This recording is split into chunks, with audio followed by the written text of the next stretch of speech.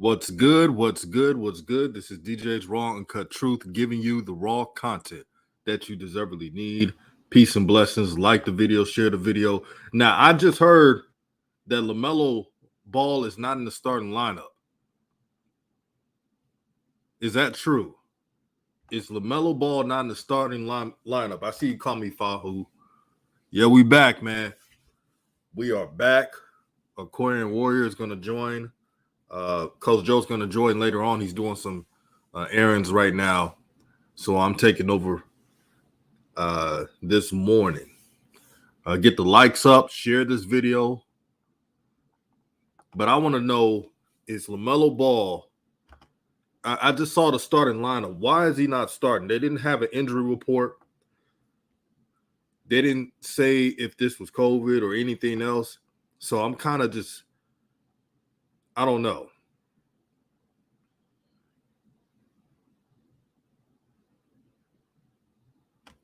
I'm going to take a look at it because this is not making sense. Yeah, I just checked the starting lineup, and I don't see LaMelo Ball.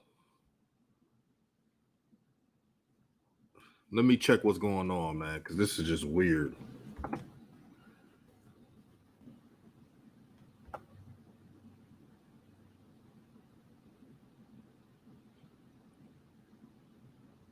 It said, okay, Robert Boone just posted that LaMelo is now questionable for today's game against the Knicks on the non-COVID illness. He's not feeling well this morning. Wow. Wow. Wow. Wow. There it goes. There it goes.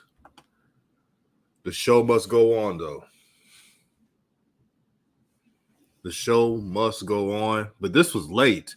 The Hornets, as they always do everything the last minute. So I'm not really surprised. This is just sad right now. Shout out to LaMelo Holics.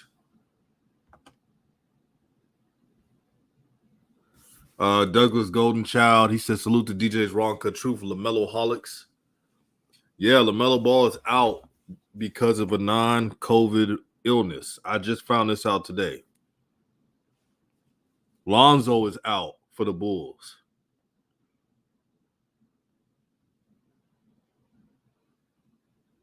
Yeah, man. On Martin Luther King Day, too. This is crazy.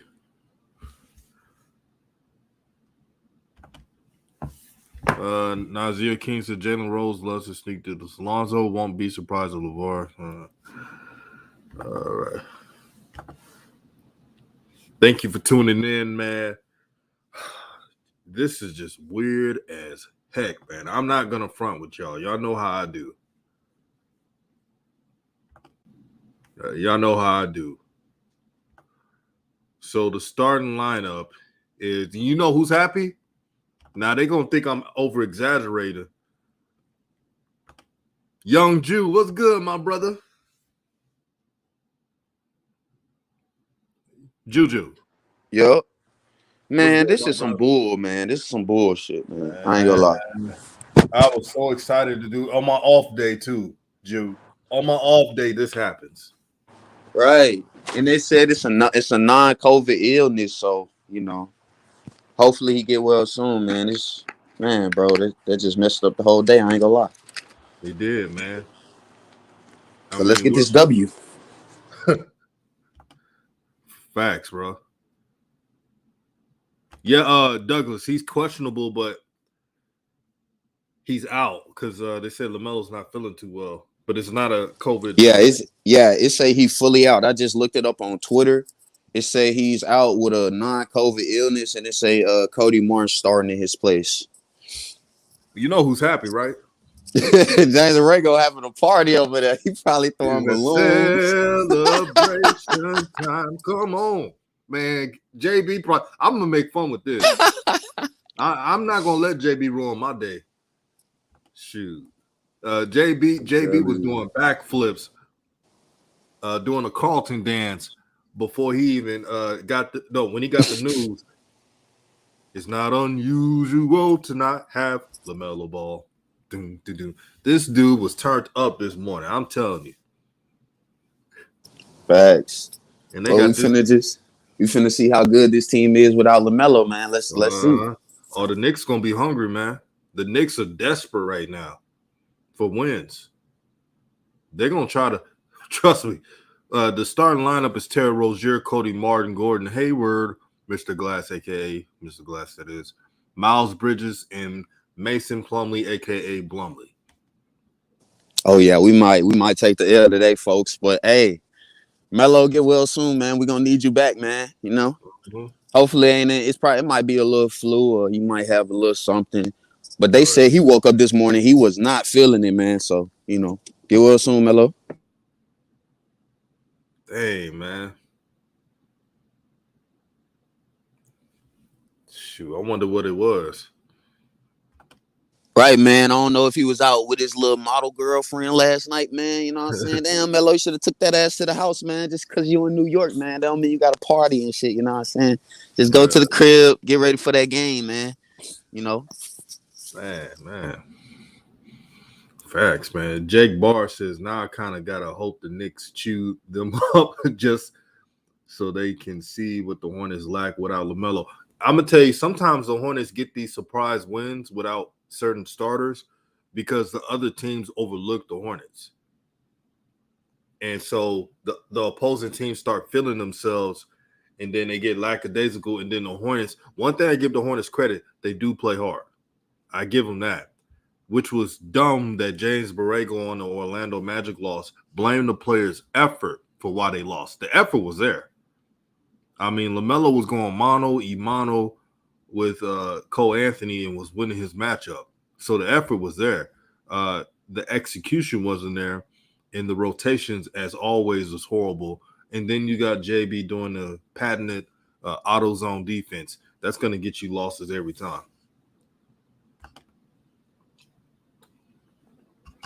Nazir King says, love to see how the Hornets offense looks without a floor general.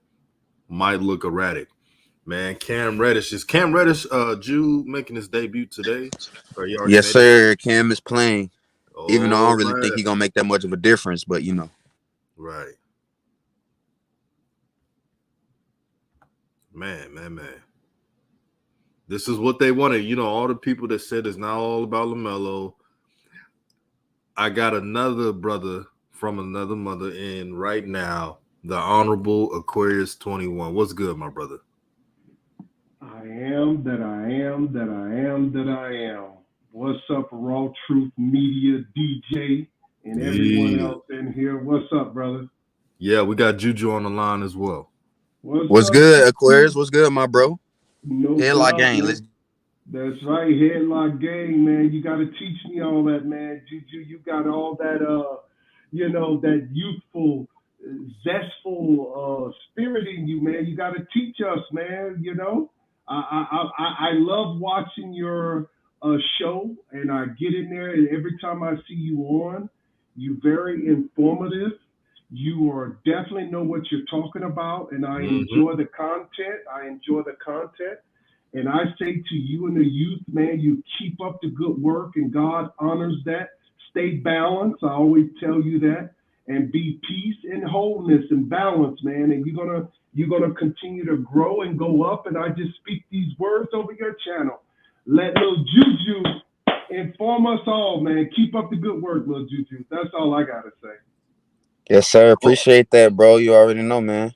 Oh man, this is y'all looking at this standings, bro. If we lose tonight, we going all the way back down to the 10th seed, man. Oh man, it's so close. I didn't realize it. Well, wait, it don't say that he not playing. It just say he will not start. Let me see. Let me see if I see him on the bench. LaMelo is out. No, it says he's fully out. Good morning, fam. How's everybody doing? What's up, Coach Joe? It's good. What's up, Coach Joe? What's everybody? What's happening, everybody? I'm in the house. It says that it's a non-COVID. It says it's a non-COVID injury. So I don't know if it's the wrist. We don't know if it's that leg, or we don't know what it is. But they say he won't start. Not that he won't play. Oh, okay. Then we good. We good. But we know what that means when JB is around, though, right, though, family? It could mean he ain't playing. For sure. We know how. Hey, I should have known it was Coach Joe. all the tricks. Hey, Coach Joe. Hey, you guys can Yes. hear me? Yeah, yeah. Aquarius. yeah, we hear you, bro. I can hear you, but you sound like you're underwater right now. Yeah, you sound muffled, bro. It Okay, sounds like you're away from the mic. Okay. What about now? Same You thing. got what are you guys got me? I think it could be these headsets I got. What about now? What y'all think? It hasn't It sounds changed. pretmy much the same. I'm You gonna sounded. go, You I'm sound. gonna You, go out and come back in. Okay, let me hold, do that. hold. Hey, my brother. My brother. Before you, Aquarius. Before yeah, you left. do that. Never mind. Yeah, he already left. See. yeah, I was finna say whatever he did last night, he should do the same thing because his mic sounded good when he was on my stream last night. So I don't know if he had headphones in though. Jew, that was Aquarian Warrior. That wasn't Aquarius 21. Right. Huh? Yeah, That was I know. Aquarian Warrior. Yeah, that's somebody else. Wait, wait, what? This guy's Yeah. Aquarius 21. This is a different guy. Right. What the fuck? I thought that was the same person. I'm like, wait. No. Hold on. Cause the dude hit me up on Twitter and he was like, you feel me? He let me know, like, yeah, he fucked with my content shit. And then I'm like, all right, bro, you trying to come on the stream? Cause I heard you on Coach Joe and DJ. And I'm like, okay, you know what I'm That's the saying? clue right there, Jew. He heard you on Coach Joe. Bro, what the fuck? Oh, I feel so stupid, bro. It's all good, man. I It's realize all it good, because the voices are different. Bro, I swear to God, that's who I thought I was talking to last night, bro. What the hell? Hey, No wonder, bro.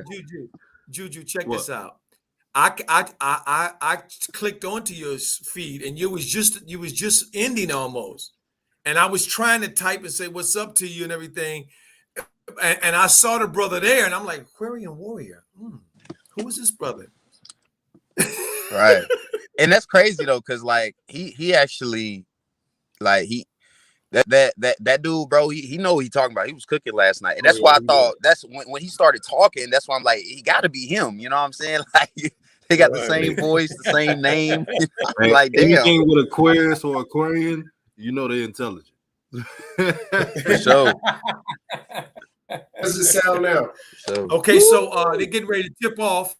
How does it Ready to sound? tip off. So Cody Coach Martin. Joe, Cody Martin is how does it sound? Oh, go ahead. pretty much sound the same.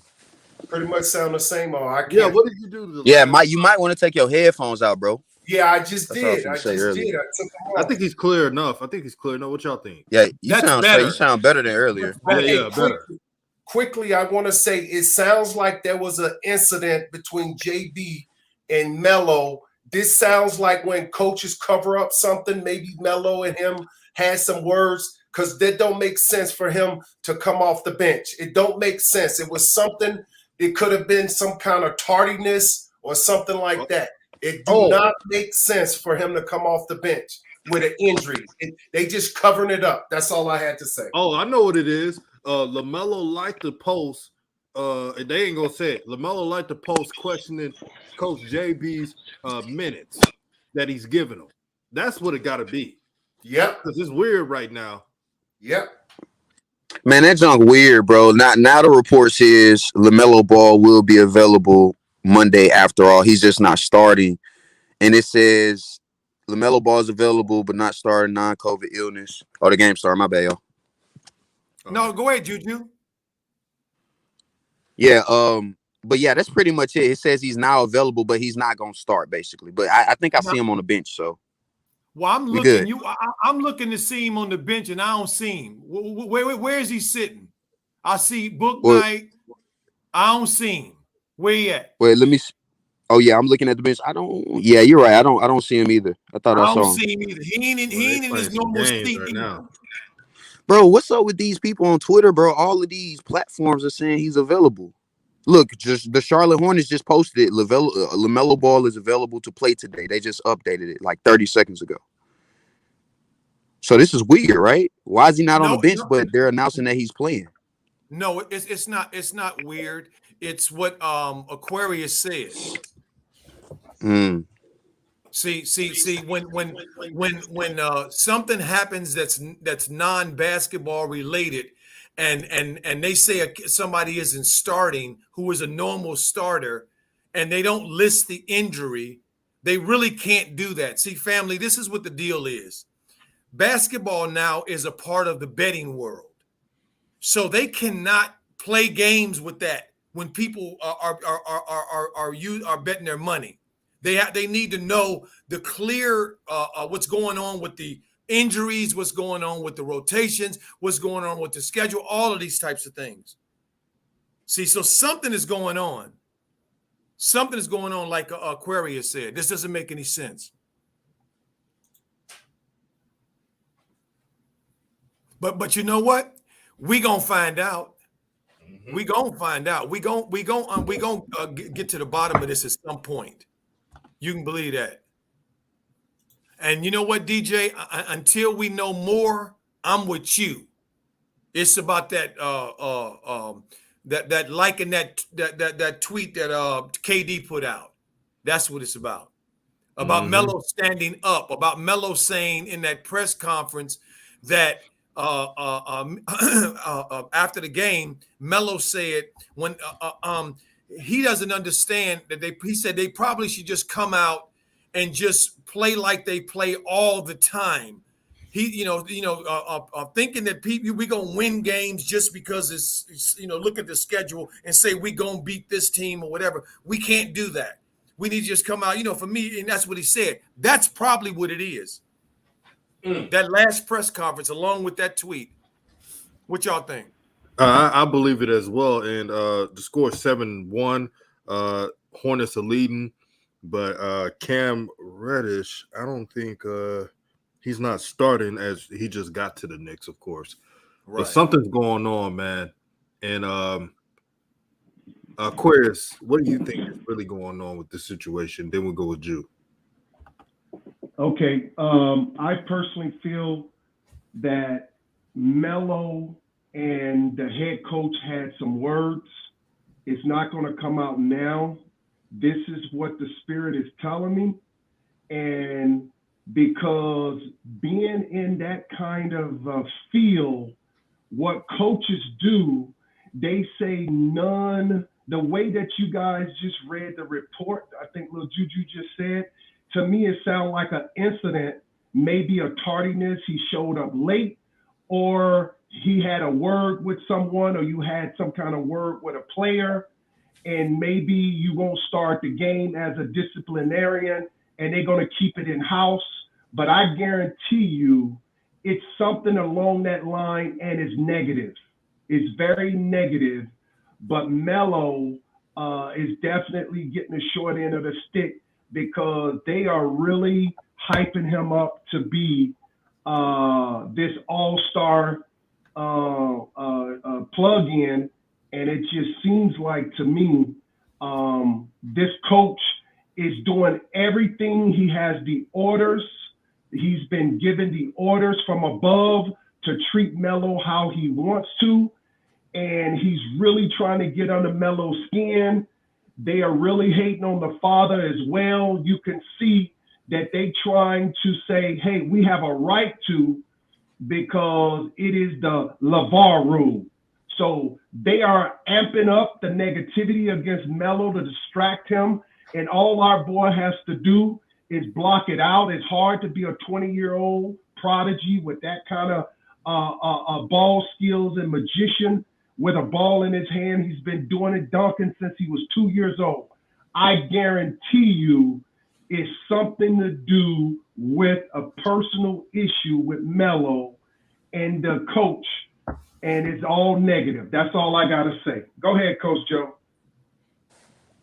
And Jew, what you think, Jew? Sheesh. I feel like I could see a little bit of both. Maybe I don't know. Maybe it could be an illness. Yeah, some maybe could have happened. They were in New York, so you know what I'm saying. Maybe LaMelo Ball got in his room last night a little late. You know what I'm saying, or maybe something happened. You know, but I would probably lean toward they're trying to cover something up, whether it's minimal or whether it's big. And they're just saying that it's a non-COVID illness to kind of make it seem like it's something normal. But I do feel as if something negative happened last night in New York, and that's why LaMelo Ball isn't starting right now. And Juju, I like what you said, absolutely. But if it was health and safety or some kind of injury, he wouldn't even play today. They will love to not play him. So it has to be something more on the tardiness, and it had to be more like an incident. See, Melo, he'll hold it in. He's the type, he'll hold it in, hold it in, hold it in.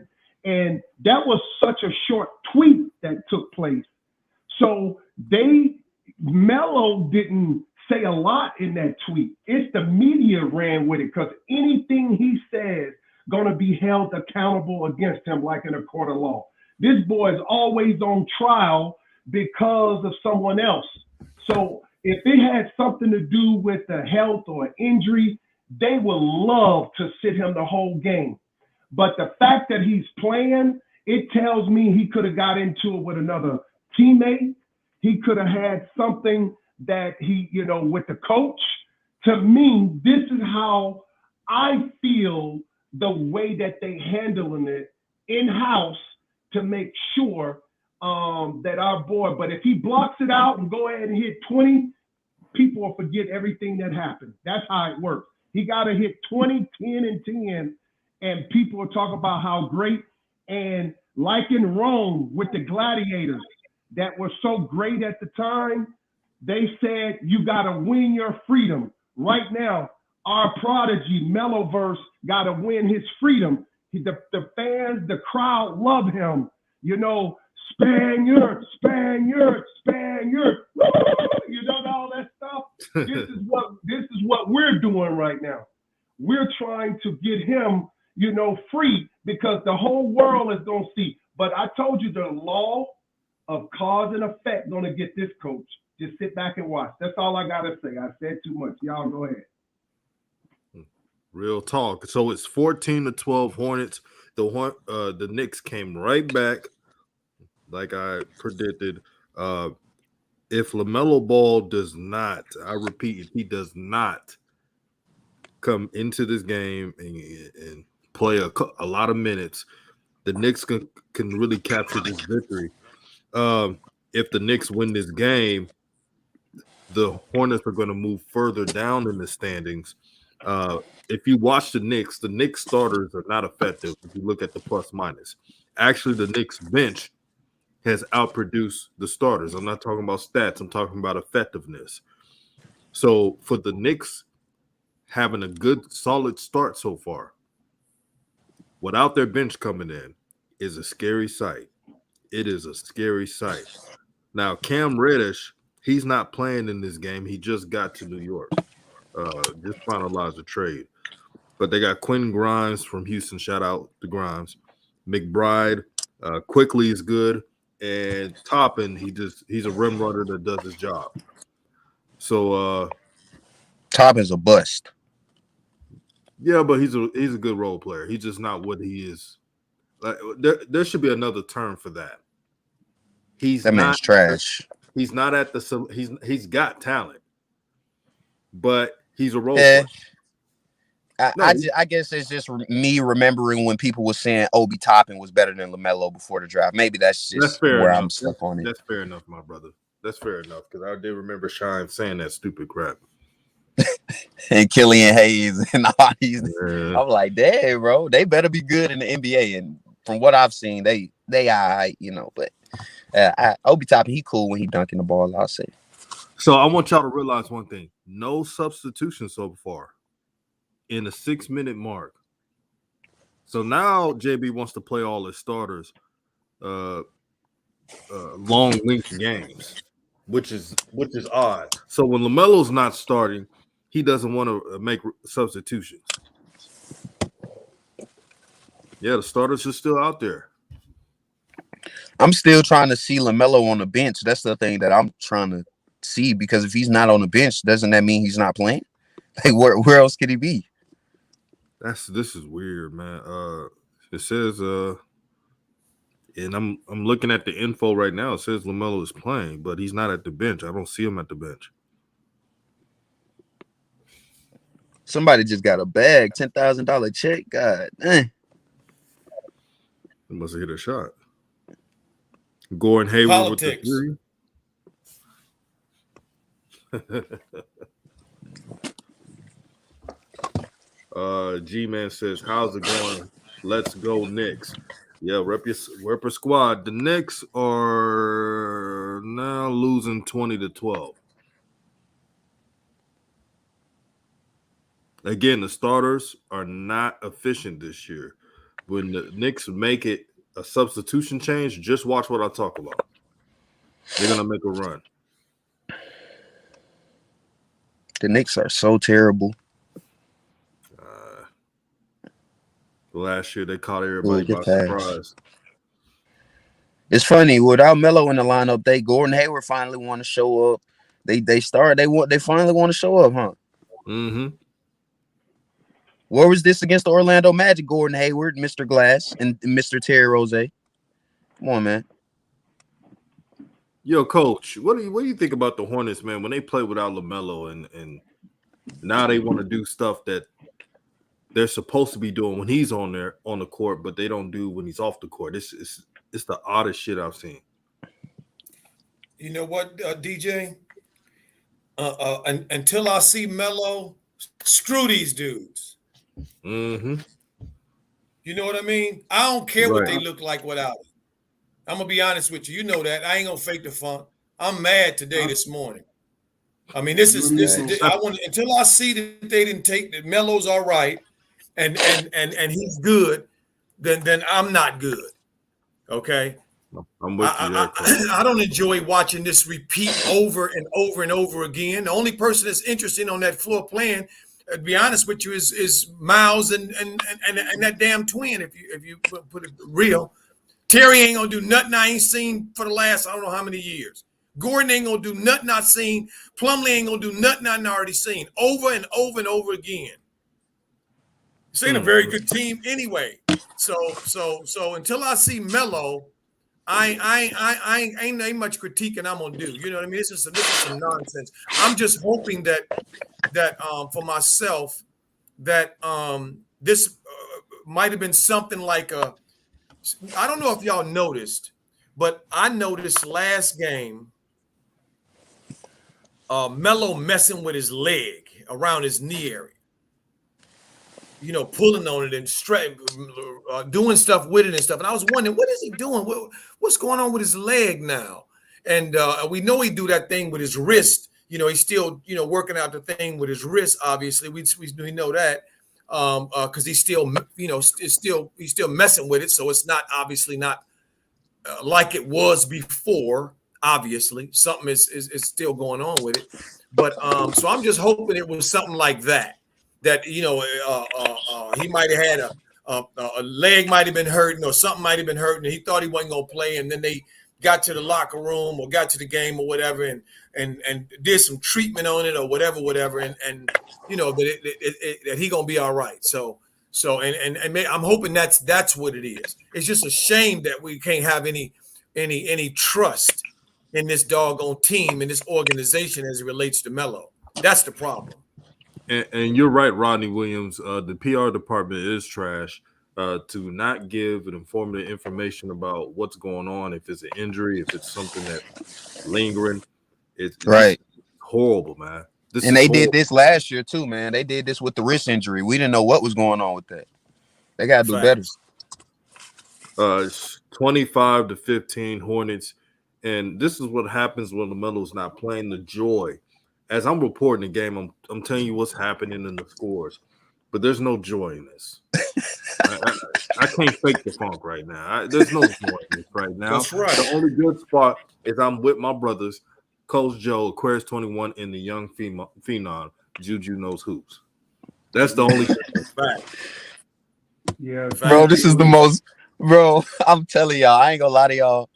I would not be watching this game if it wasn't for y'all, for you going live. I swear to God, because this is, come on, like this ain't even good basketball. I don't, like, just being honest, I don't watch, a little bit of the first quarter. This ain't even good basketball to me. This is just, I don't know, man. I can't. And they know it, Juju. They know this. This is something that they know. And it could be a lot of money involved with this. I'm always on the conspiracy side of it.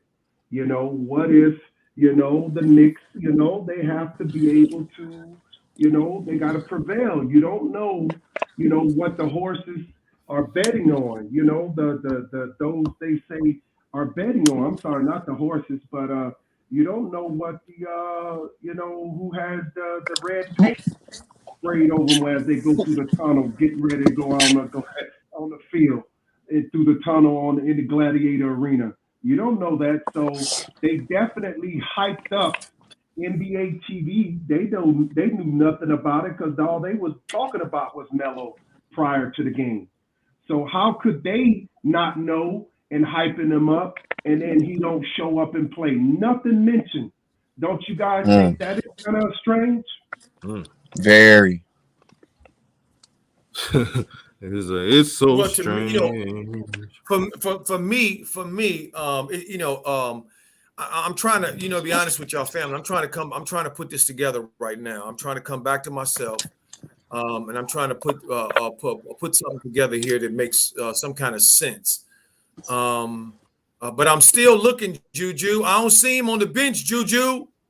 Right, I don't see him on the bench. I keep refreshing all these reports on Twitter about LaMelo, and it's the same stuff that he's playing, but he's not on the bench. And that's the weirdest thing. Unless he would have COVID, but he would not have he would not be in New York if he didn't have COVID. So that's out the window. Why would he not at least be sitting on the bench cheering on his teammates or something like that?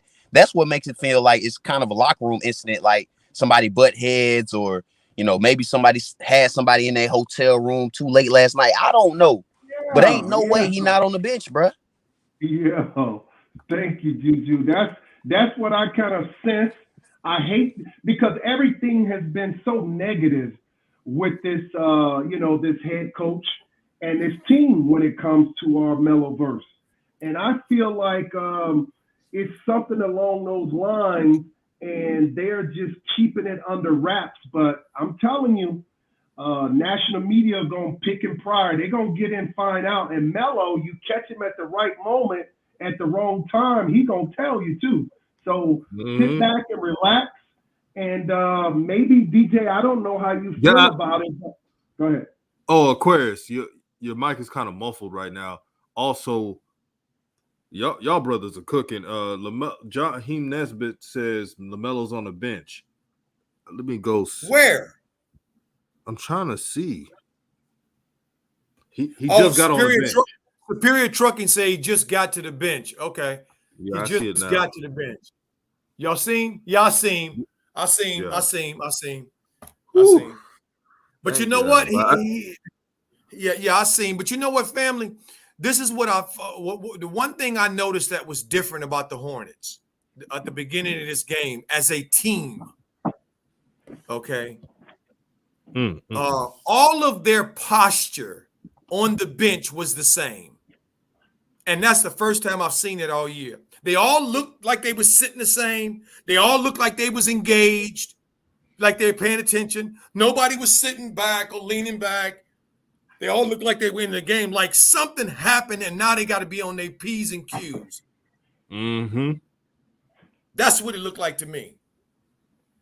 Miles got 15. Miles got 15 on 6 or 7. Miles balling today. Miles. I like Miles. So, I don't think I've seen one person dap LaMelo up. Coach Joe, you talking about how nobody dapped LaMelo up when he just walked to the bench? That part right there. Yeah, like what is that? So that's what made me seem like y'all for sure something happened in the locker room. Ain't no way nobody looked towards him or nothing. I understand you focus on the game, but come on, that's your franchise player. You got to make sure he's straight. You know what I'm saying? Like nobody dapping him up. I ain't see nobody even look his way. That's just kind of weird to me. It's a game within the game, brothers. I mean, they think that we don't read the body language or anything else. We see it all. We see it all, and like the brother Aquarius always say, you got to see things beyond your lenses. You got to see things beyond your eyes, and that's very telling that they wouldn't dap them up or check on them and say something happened. This ain't no rink-a-dink injury. I don't think so. DJ, what's good? It's a national televised game. There are some selfish teammates.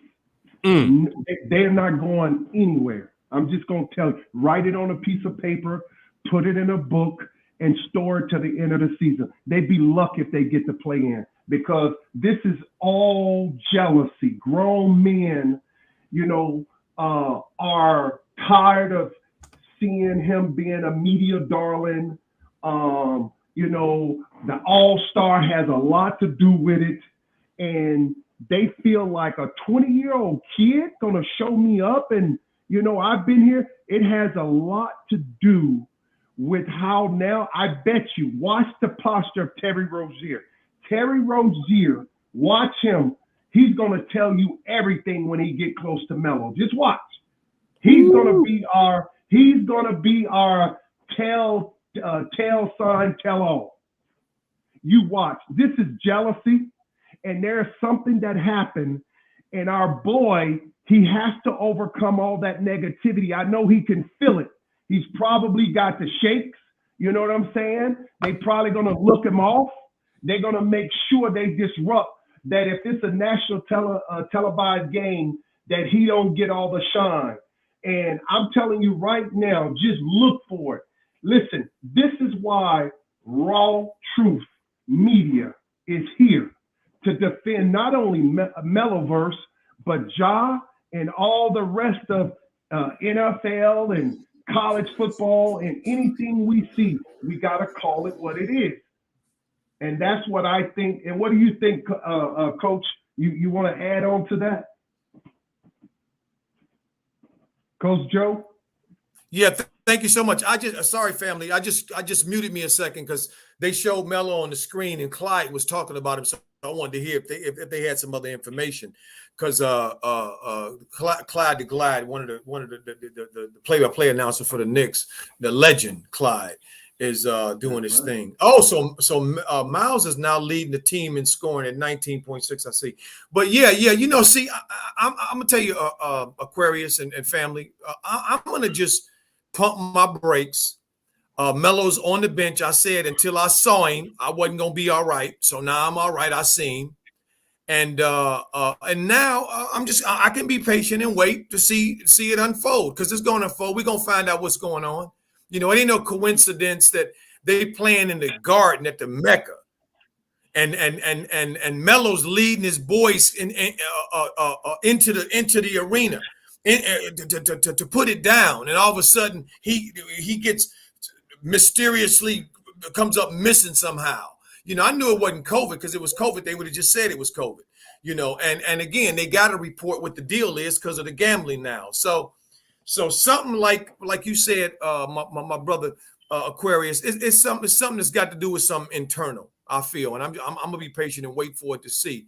At 34-23 with 8 seconds to go, they played a good quarter. This Knicks team ain't very good, so you expect it. They're terrible, like legit terrible. Like I'm not trying to hate on the Knicks, but they are just not fun to watch in any aspect of basketball whatsoever, other than when they trying to play some defense. Other than that, bro, like they're terrible. And I got to give my boy Miles Bridges right now some credit. Miles Bridges right now is balling first quarter. I don't know how many points he got, but I know he got at least like 14, 15. This dude's going crazy. And like you said, Coach Joe, you know what I'm saying? LaMelo on the bench. It's a breath of fresh air. It's a good sign right now. So hopefully we can get him into a game. But we already know how James Borrego finna be. I can already feel it. We not finna see LaMelo for too long in the game. Not today. Exactly. And we got 40 plus. Oh, sorry about that. Yeah, I think they probably going to put him in in the second period. So hopefully, when they go into this end of the first period, they put him in the second period. But they definitely had something along those lines. Go ahead, DJ. Man, I'm so glad. I'm telling you, all you brothers on this panel, I'm so glad you're on because it's helping me cope with this dysfunctional organization. Now, I don't give a damn if that they're leading the lowly Knicks in this game. The Hornets are the 7th seed right now, and it's not even a given because the teams are so close. This team has no direction. Bro, shots like that is what gives me headaches, man. Like, that is what makes the Hornets unwatchable. Why is that even a play being drawn up for Terry Rozier to come off a screen and take 3 dribbles between the legs and pull up in a dude's face? Come on, James Borrego. That's what I'm talking about, bro. That makes no sense. And that's JB. That's JB's MO. See, Miles Bridges shooting 7 for 8 field goals, shooting 3 threes, 22 points, and you won't even create a play for him, but you'll create a play for Terry Rozier. That's what we're talking about. This team has no identity. They're comfortable in being mediocre. See, being a lowly playoff seed is mediocre. It's not really anything. I know nobody wants to hear it, but it's the truth. So Hornet fans who have never won anything, they're satisfied with it. They were the same Hornet fans telling all of us and their mama that it's not about LaMelo, it's about the team, yada, yada, yada. But here's the question is, you're not the Spurs. You're not the Lakers in their prime. You're not the Celtics in their prime. You have no history. So I don't know what type of crap what they're trying to tell us. But this is not how you build great teams. And you damn sure don't do it by trying to ridicule your franchise player and not give him the proper respect because he's going to remember this the next 4 years. I guarantee it. Yeah, but he's treading very, very thin ice, DJ. He has to play the game within the game. There's a lot of things tearing at this young savant. A lot of things. He's a prodigy. People want parts of him. Like Coach Joe always say, they want their pound of flesh. And I feel like the kid's going to be the strongest minded because all this negativity is strengthening his or sharpening his sword so that he can be, when he gets, 2-3 years down the road, he's definitely going to be, mentally tough.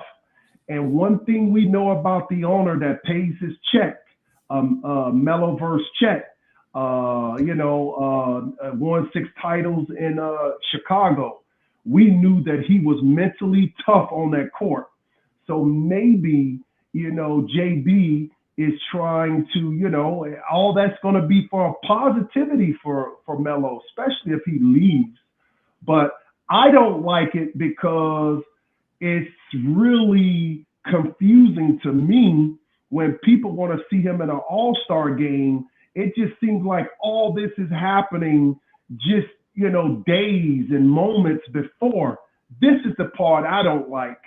So it's blatant that he would not start the game. Just think about that. Close your eyes and think about what I just said. Melo's not starting the game.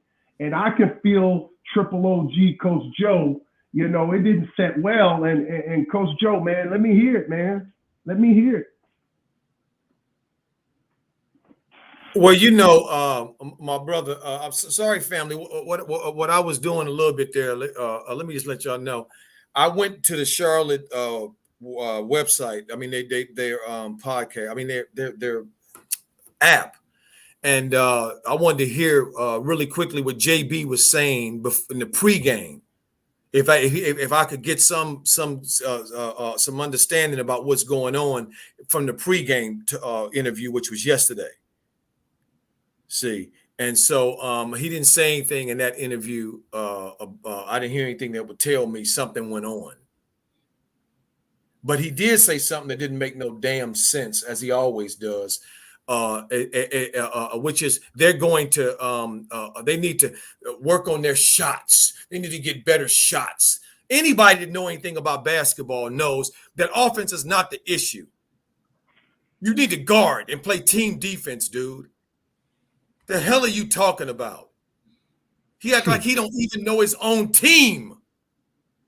They got a lot of dudes that can score. Terry can score when he get hot.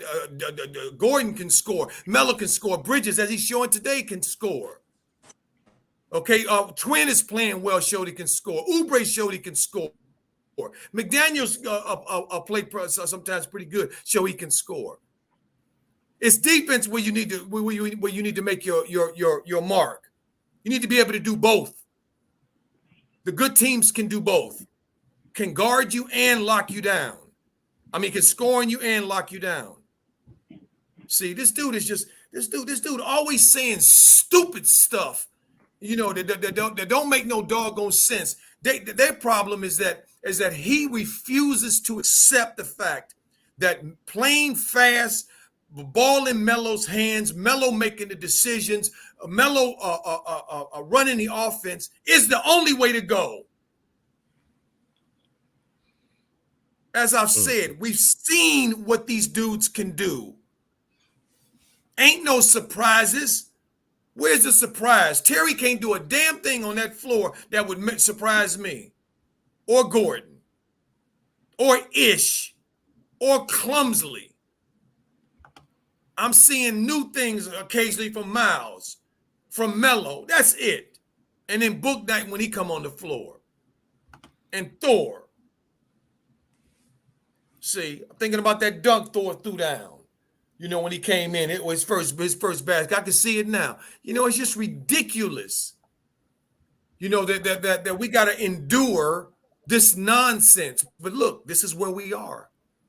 This is where it is, family. We've always been, this professional sport thing has always been, are you entertained? We must entertain them.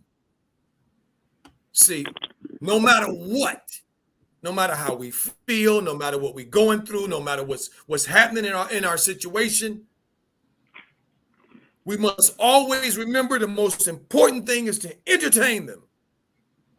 And then the dude who is the entertainer, he gets jerked around because this other guy ain't never had an improvisation bone in his damn body.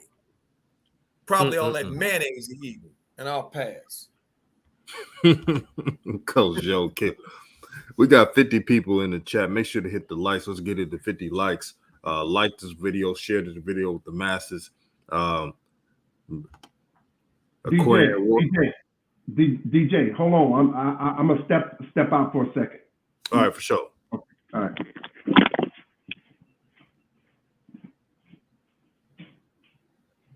Put it on mute. 36 to 30. You know, they both, you know, pecking. From what I see, Miles is the so far the only one that's really been playing with the type of energy to me that you need, you know, to be to do something in this league, you know. But you're right, Juju. This Knicks team, man, it's hard as all get out to watch this team. They are fool's gold. Ain't nothing about this thing. And then my boy Cam is over there now. God dog, and he gonna be mixed up in this menagerie of nonsense. See, look at the Hornets. Quickly, always coming. I gotta say, I like Quickly though, because he come in. He always seemed like when I see the Knicks play, he always making positive, for the most part, positive contributions. Exactly. That's why they're 37-32 Hornets, and I told you the Knicks will make a run.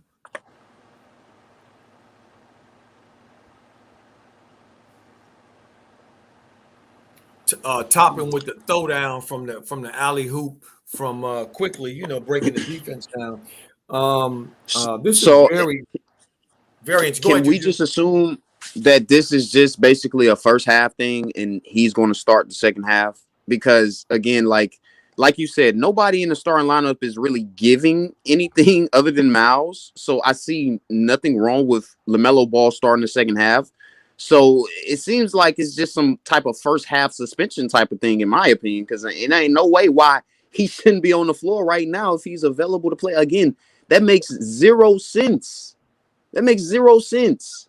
You don't sit your star player on the bench, bro. Like any player that's sick, but he's still available to play, you're going to play him. Like it still doesn't make sense. And if he doesn't start the second half, bro, it's going to be problems for James Borrego, man.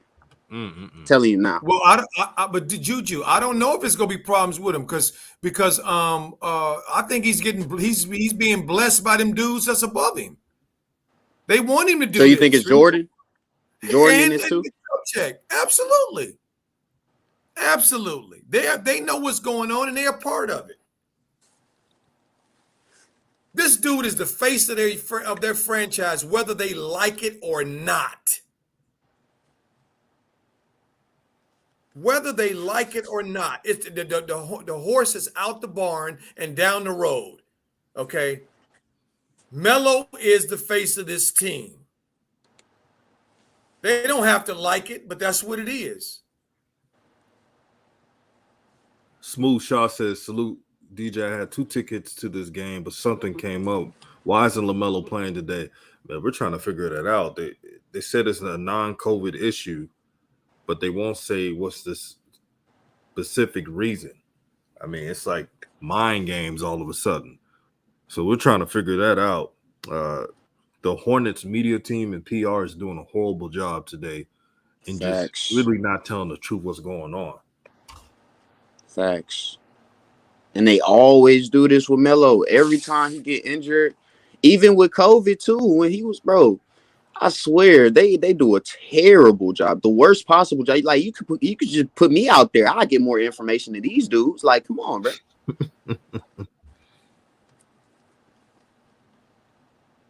If y'all look over at the bench and when the camera come up and see Melo, you'll see what I'm talking about. He's not doing it now, but he keep holding his leg and stuff around his knee. So I wonder what's going on. He can't be having growing pains still. What the ding dang diggle's going on with this boy? I don't know if anybody else saw that, but I low-key peeped that it seemed like he kind of bumped knees the other game with somebody like on the screen or something. And I don't know, maybe that could be Juju. No, Juju. What happened was Cole Anthony hit him in the nuts. Oh yeah, that's what it was. It wasn't the knee. He did hit him in the nuts. That was. He did the great Draymond Green thing. Hit him in the balls. Yeah, I remember that. Right. So that might be what it is why he's stretching his leg for sure. Because you definitely got to stretch your leg when you get hit, especially in the lower part of it, like around the thigh area. Yeah, you definitely gonna have to stretch that. Well, no. He wasn't stretching that. He messing with his knee around his. Oh, you said his knee.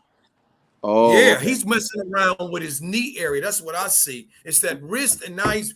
The other day in the timeout, I was looking. I saw they had the camera on the huddle, and he was holding that knee and rubbing it or doing something. I'm like, what? The back of it even. I'm like, what is going on with Melo? I don't know what. But you know what? Yeah, I see what you're talking about. Melo's the kind of kid. You know what I mean? But Melo's the kind of kid. If I remember.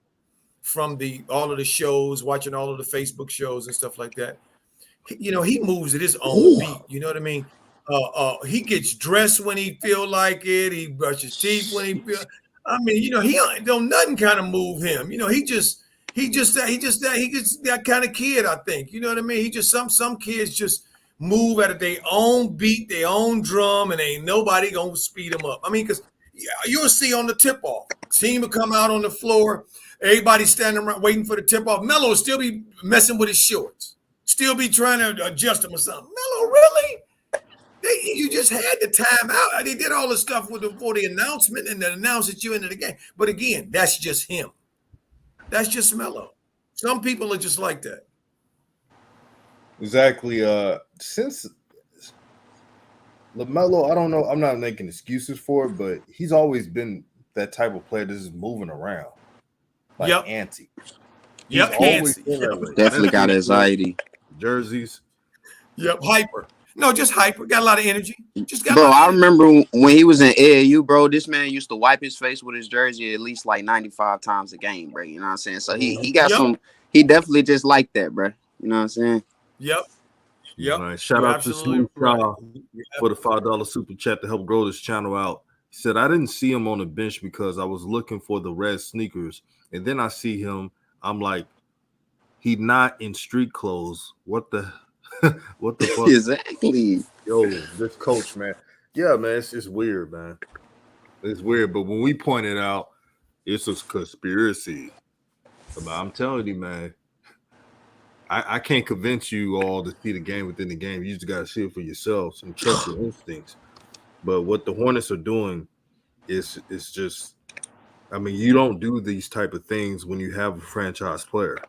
Now, some people who are listening may not think LaMelo's a franchise player, but if you look at his numbers, you look the fact that he's averaging 19, 7, and 7 in only 30 minutes, if that, spot duty. That's impressive. Could you imagine if LaMelo had Fred VanVleet's minutes, 37.7? Can you imagine the stats he would have? I want y'all to ask that question. Could you imagine if LaMelo Ball had 37.7 minutes per game like Fred VanVleet? Because Fred VanVleet only averages 21 points per game, and he has all those minutes. So, how about this? How about I'm gonna tell you what I can imagine, DJ. I can imagine him having freedom. oh yeah, Even those minutes that he gets, JP won't leave him alone. He keep agitating, messing with him, talking to him in his ear, trying to micromanage. I mean, I would just like to see that. I would just like to see him just let him just play. Can he just play? Yep. What's goody, family? What's up, Coach Joe? What's up, DJ? What's happening there, Spoon? How you doing? I'm doing all right, man. I was doing all right Good. till I ain't see my man's in the game. Yeah, I know, man. He don't realize he don't want me to start making some phone calls. I had to send some reinforcement on the line. Coach, This man, Miles to. Bridges, got 26 in the first half, bro. Miles Bridges is the best player on the court right now, man. Jeez. Yep. Nah, facts. Yep. Coach, I think you got to. Coach, I think you got to call the SWAT team 911. You got to call them off. No, you ain't lying. I'm at to call my boys down there in Carolina and see what's good. Saying North Clink, South Clink, see what's going on. Because this dude here, boy, he better have a good excuse. He better have a good one today. Hey, somebody gonna have to jump the coach, man. I don't believe in jumping, man, but it's getting on my damn nerves. Allegedly. And then you're not even playing book night either. Come on, man. Right. What's up, family? What's going on? What's up going on? Full house right now. Hey, it looks like they trying to mess with his numbers, don't it look like that, Smooth? Yeah, man. That's Borrego on that BS, man. He hating. He is a big LaMelo hater, man. Yeah. Well, 47 to 34. Yeah. Go ahead. If LaMelo starts the second half, that literally confirms everything that we were saying. Yeah. Like, why would because it's obvious that they suspended him or something for the first half. Because again, he's on the bench. There's no reason why Ish Smith is out here taking 1,000 between the leg dribbles, and then you got Terry Rozier out here stinking it up, but you got LaMelo still sitting on the bench. Come on, man. This is a travesty. Hey, Coach Joe, I got a question. You got LeVar number, man? Go ahead. Somebody need to invite LeVar on the show.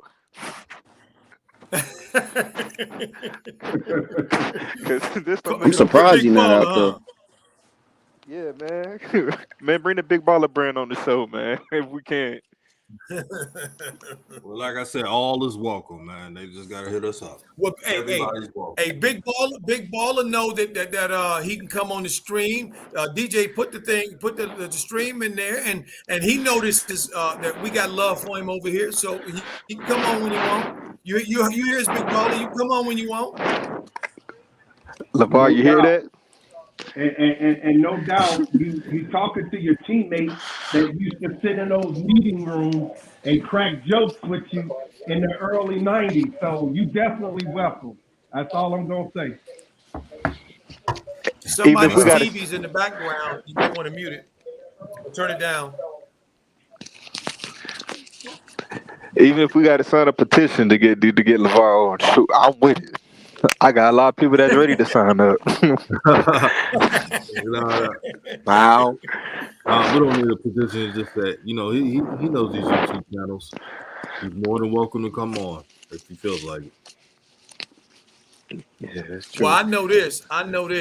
He made a point to call out certain folk, and he know that other folk are talking too, so he didn't call out other folk. So there it is. LeVar, we waiting on you, man. We is waiting on you, cause it seemed like when LeVar come out and he talking shit, excuse my French, to back his boys up, it'd be some changes be made. And guys, isn't it kind of ironic that this kid have some of the most unforeseeable disruptions? I mean, this is a national televised game where it would be such a beautiful thing to have this kid right now with 15 points, 6 rebounds, and 7 assists, and let America kind of embrace him. But yet he got to go through politics, and they got to do everything on the planet to disrupt him. I've never seen anything like it. It's the most unusual thing in sports you will ever see. That has to come from one person from the top. One person and one person only. And when people make conspiracy theories about MB1s, whatever his name of his shoes, and not the other brand from Nike, and when, people talk about the slow walk and you don't supposed to be an all-star person just quite yet. You got to earn it. It is very, very telling that this kid has to deal with politics of grown men blocking him, sitting next to him as well. Not only he got to deal with the refs, he got to deal with the guys sitting next to him on the bench and on the court. He got to deal with the coach that's shuffling the deck. He got to deal with upstairs. He got to deal with his father's, things people have against his pops. Man. Yeah, it's true. Tell me that somebody has not went into the future 10 years ahead of our time and time travel and saw what the next best thing is going to be. It looks like something like out of this world. Like they said, nope, this is the next kid, and we've seen that the whole United States embracing him like MJ, Bird, Magic, LeBron. He is that guy. 2032. Could you imagine time traveling and seeing what's going on in the United States right now? And you'd be like, oh, that's why they doing this. Oh, that's why they took that person out. Oh, that's why they took this person. I know. I just wanted to kind of liven it up and laugh it up, guys. Go ahead. No, that's fact. Everything you were saying is true. Hey, no, you speaking facts there, my brother. They ain't, you telling the truth. On raw truth. Go ahead, Coach. Yeah, see, for me, I'm looking at Melo. Clearly, nothing is wrong with him. That we know. The camera was on him, and they were showing him. Mm-hmm. Clearly, ain't nothing wrong with him physically. Clearly. So, what do you think, OG? Okay, because he be in street clothes. But there's something wrong with Borrego. Aquarius, you hit it when you said it in the very beginning of the show. Because you know about them locker rooms. You know about that politics. See, you know exactly what it was. You pinpointed right away. Hey, wait a minute here.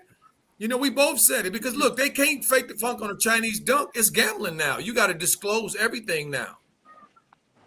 And you got to do it in a timely manner. Sure. You can't just do it when you want to.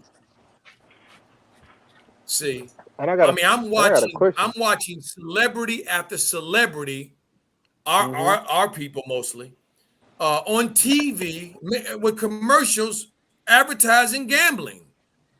Saw Jamie Foxx the other day doing it. It's big money. So there's rules that go with big this. money. You can't just do what you want to do. So our brother Aquarius was absolutely right in the beginning, and we're gonna see that this is some internal team mess. And what DJ said as well, it's probably about the text and that other the thing that he did at the press conference. Yeah, and then it's another thing. Why is LiAngelo still in the G League? Why he not, back on the Hornets? Because he ain't earned his spot yet. To Borrego, is that? Or you think Michael Jordan? Michael Jordan. I don't get it. I don't get it. You could be the best player in the NBA ever, and you got all these rings. You love to win, but you can't do it. Coach, help me understand. Well, apparently, brother, Michael Jordan doesn't want to win enough for someone who claims that wants to win. Go figure. Talk that shit. I mean, I have a question. Hold on, guys. Something just came to my spirit. I have something to ask you guys. What was the number one thing? And I'm going to be quiet after this and let you guys take it and run with it. Because I'm about to send you something without words. It's going to travel in 4 quadrants. You know this is my word. Isn't it ironic that the person who owns this Charlotte Hornets team, what was the media crucifying him in the 90s?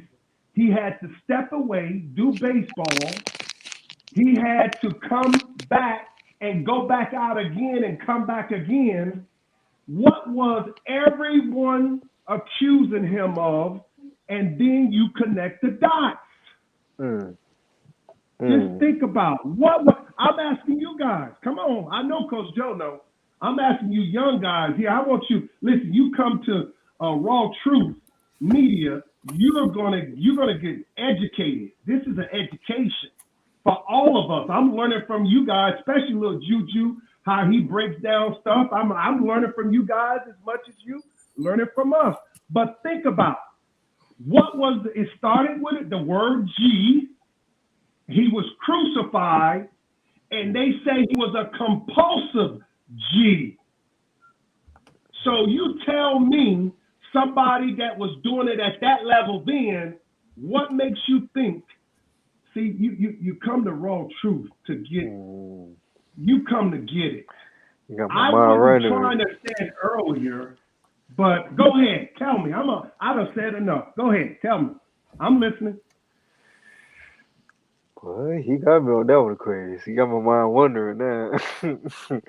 Coach Joe, I know you know. Go ahead. Yeah, nope. By the department. That's for the young folk. Coach Joe, come on. That's for the young folk. It wouldn't, listen, in other words, Juju and Smooth, it will not be far-fetched to allegedly believe that your eyes are not lying. Your eyes definitely not lying to you. Mm-hmm. Why would you hold him out? Why would it be on a national televised game where America gets to meet this prodigy, Meloverse? Because I am a Meloholic. Coach Joe, are you a Meloholic? Facts. So, facts. What is this owner in all of his career in last century? What was he crucified about? And all the rumors was about him being so competitive that he would do anything to what? To win. And that's all I'm gonna say. Well, I help the young ones out. It's got to do with what they're doing today. And they're trying to tell us that's how you make money. Wait, was there a question asked? I'm sorry. Yeah, I was listening to the game. No, it wasn't no question. Just keep talking. Y'all go ahead. King C is right. Gambling us. That's right. Borrego It's is gambling. scamming us. Yeah. It's gambling. Coach Joe. Michael Jordan, before he left and went to go play baseball and stopped playing basketball and retired, all of the rumors at that time and the innuendo from the corporate media and everybody else is that Jordan was running away from gambling debts, a gambling scandal. Okay. At that time, many people were saying that Jordan was responsible for his father being killed. See, all of that was around going on at that time. So that's what he's talking about. Well, we need that. So you came. Crazy, I appreciate that, and Coach Joe, I appreciate that too.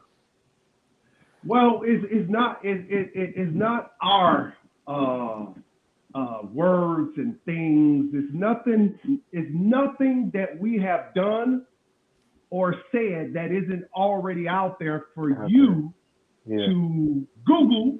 The Googleverse, like we call it Meloverse, is nothing out there for you that you can't find. But when things don't make sense, what do they say in America when you try to find a person, when they're looking for someone who did some horrific act against themselves, which is they call their brothers, they do something so hideous and just, the media go, oh my God, how could he have went in that mall and started to do? They try to figure out, and then especially, when they look for something like, okay, so the wife is missing. All right, the wife is missing.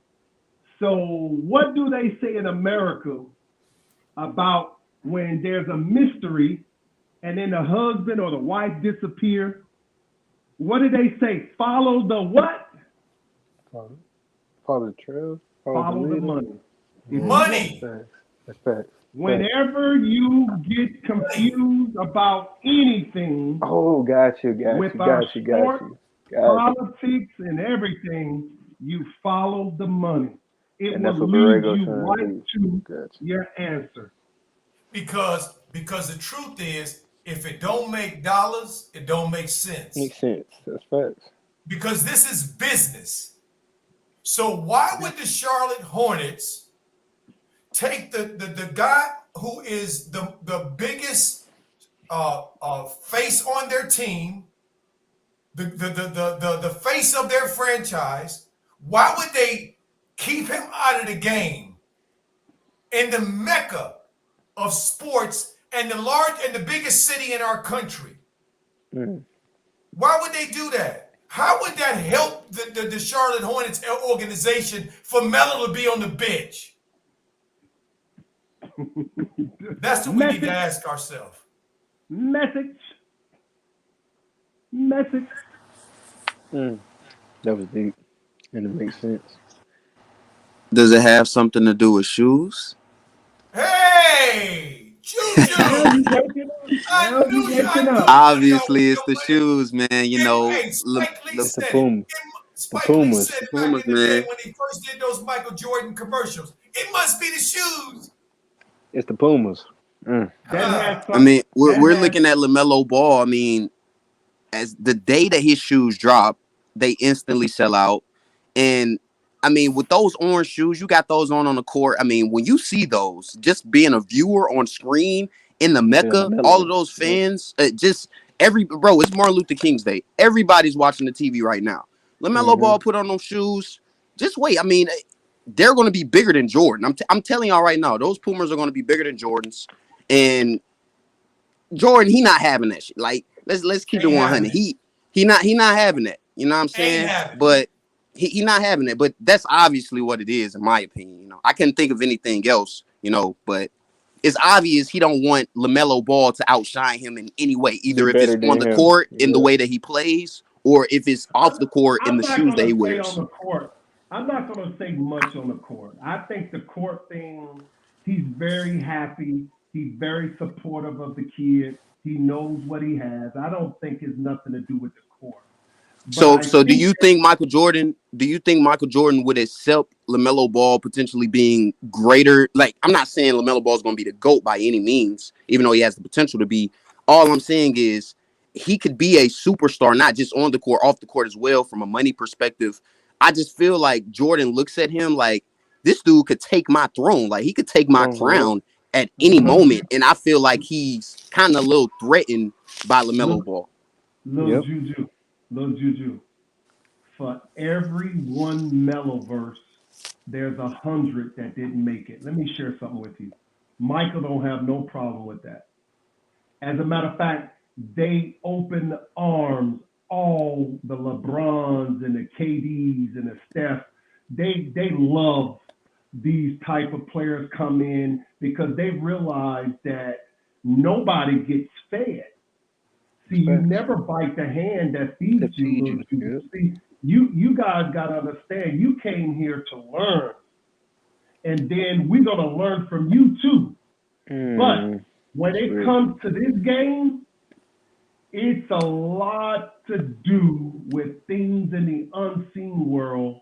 But if you just be still and know that I am, you will hear that whisper in your mind. Because when you hear that thought in your mind, that is the mind of God. So when I hear little juju and little smooth talk, I'm like, hey, divinity in you, I salute you. I salute you guys, man. You guys bring a little joy and smile because I don't have no young friends. As a matter of fact, DJ and Coach Joe are now my friends, and outside of them, there ain't nobody else. DJ, my boy DJ kind of young, you know what I'm saying? He in his 20s. Yeah, he's young, but he got an old spirit. For sure. So to answer your question, and I think Coach Joe he's going to extend on this, is that this is about the bottom line. And the bottom line is you did not do what you supposed to in the beginning. See, you seeing it today. I'm seeing it when he first got selected. He fell in their laps. What makes you think that? What makes you think that a person is walking around outside looking for money they lost on the ground, and then you go over there and say, "Hey, did you lose something?" No, I didn't lose anything. I'm okay. So Meloverse going to the Charlotte could bring a light spotlight into that organization that they're not ready to say, "Hey, no, stay over there. I'm not looking for anything. I'm good over here." You know, when you lost something, you don't want nobody to come in and reach down and pick it up. So I think this kid and what comes with this kid, like I said, his father, you know, is a burden to these people. So, and they say we have a right. It's the LeVar rule, they call it. We have a right to treat your son this way. And in the process, they can make money along the way. Facts. So, Aquarius. Go ahead. Can you do us a favor? I mean, we know that the universe somehow, puts you in the same similar areas of LeVar. You know a little bit about LeVar. What's your feeling on LeVar? Tell them, we want to know, what you think about him, because you, out of everybody here, you have more connection to him than we do. Well, I was kind of honored when he, on a YouTube channel, he actually, well, I shouldn't say that. Well, let's just do like this. If I saw him, he'll welcome me with open arms. Absolutely. So tell us your view about it. Yeah. Tell us what we do. Hey, tell us something that we'd be surprised to know about Big Baller. Well, that we don't know. He's smarter than you think. and he's well calculated. Okay. And he understands when you speak something into existence, it manifests. So I'll tell you something. This is for little Juju and Smooth. Yes, sir. He decided. See, I knew him before he met his wife. He decided that he was going to choose. Well, I take that back because he met his wife at college. I take that back. They wasn't married at the time. He decided that he was going to choose a woman with a certain type of gene, and he was going to do where they say we're going to make good stock. And Coach Joe going to give you guys the definition of stock, because like I said, this is all learning. We in classroom, and we're going to mix all together to make it make sense. Yeah. He decided he was going to produce 3 boys, and maybe 4, maybe only 3 came. He could have tried for 5. And he decided that he was going to make them special. He was going to groom them. He was going to bring out the best in them. He put together all of the pieces, the little basketball rim, and said, hey, you, LaMelo challenge Lonzo. Jello, you challenge. So he was got them all competition before they even stepped foot outside the house. Okay, so Facts. he built the competition in those boys so that what they're doing now is easy. And I agree with you. Jello should be, with his shooting abilities, he should be on some roster just standing in the corner and just sniping. I agree with that. But I'm going to get to the reason why what his dad came out recently in the last, I think it was 3 weeks or a month ago, and he resurfaced, as they call. And that locked the whole Charlotte facility down with Melo.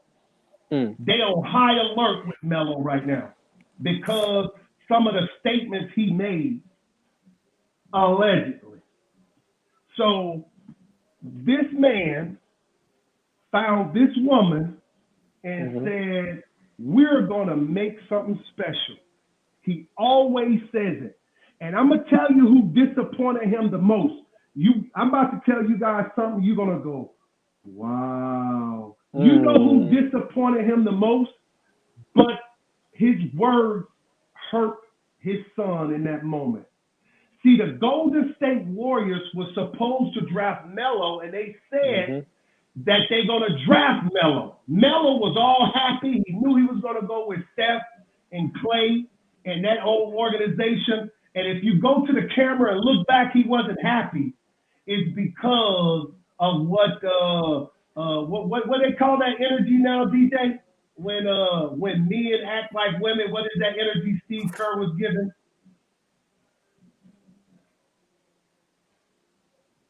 I think DJ didn't step out. Okay. So who's in here? Who's in? Me, you, and Smooth. And, I'm not at the desk. Yeah, I'm in here. Okay. I'm in here, big bro. Okay. So where was I, guys? Yeah, I'm here. I'm just on mute. Oh, okay. So basically, he decided to develop young men and challenge them to be the mentally mind strength, they call it, to shake off and like Teflon Don, nothing sticks. He taught them kids that's why they're so mentally tough. And that's why Melo, you could put him in the game in the second half, if there were some alleged incident, he could go and drop 20 because this kid was born for this. And these are the things we love about this kid. But LeVar has made it very difficult here recently for his boys, and everything is kind of on lock. And you just kind of watch Chicago, keep your eye on Chicago. And of course, we're seeing it in Charlotte right now. And Jello will never get to the NBA on that court until LaMelo become an all-star, and the little brother will never forget the big brother. Mm-hmm. And when he gets to Giannis status, and all he has to do is be quiet, Jello is going to be on his teammate, and he's going to be, you're going to talk about 2-3 years from now, what a great shooter, and nobody saw it coming, but we seen it. That's why Coach Joe and I is always telling you the game within the game. So he created them boys to be killers. Meaning on the basketball court, you the baddest thing walking. Believe it. Don't let no one take that away. And that is why he is met with a lot of challenges. And the veterans are taking side with Coach JB can't get right. That's his name. Coach JB can't get right. Yes, sir. Which will not be along the ride. And I'm about to close it out. Will not be along the ride with Meloverse when he's in his golden years. So that's what I have to say on that. Did you guys get something out of it? I would love to hear some feedback. Me and Coach Joe would love to hear that. Am I right, Coach Joe? And go ahead, guys. Facts, Aquarius. You nailed on the head. And they just came out in the second half, and he's still sitting on the bench. Man, what the hell? Oh my God! Something's going on. I just came back. I had to take this phone call, but you know brothers, man, y'all doing the thing, man. You know what else I think it was, y'all? I think it also was too when the last interview LaMelo did. You could tell the frustration. You know? And I think Borrego seeing, oh yeah, I'm messing up. But you know what? I guess what I'm gonna do, I'm gonna fix him. I'm gonna send him out. But you're really not fixing anything. If anything, you need to fix your coaching skills. Right. Because what you're doing is it's not making sense. Ain't. And LaMelo's still not out there on the court. We had 63 people. And Make DJ, sure you likes. What's good, brother? Listen, just to let you know, if the Charlotte Hornets are holding this lead comfortably and winning, he won't get on the floor. Oh, yeah, that's true. I hate to say that's true, but that is true.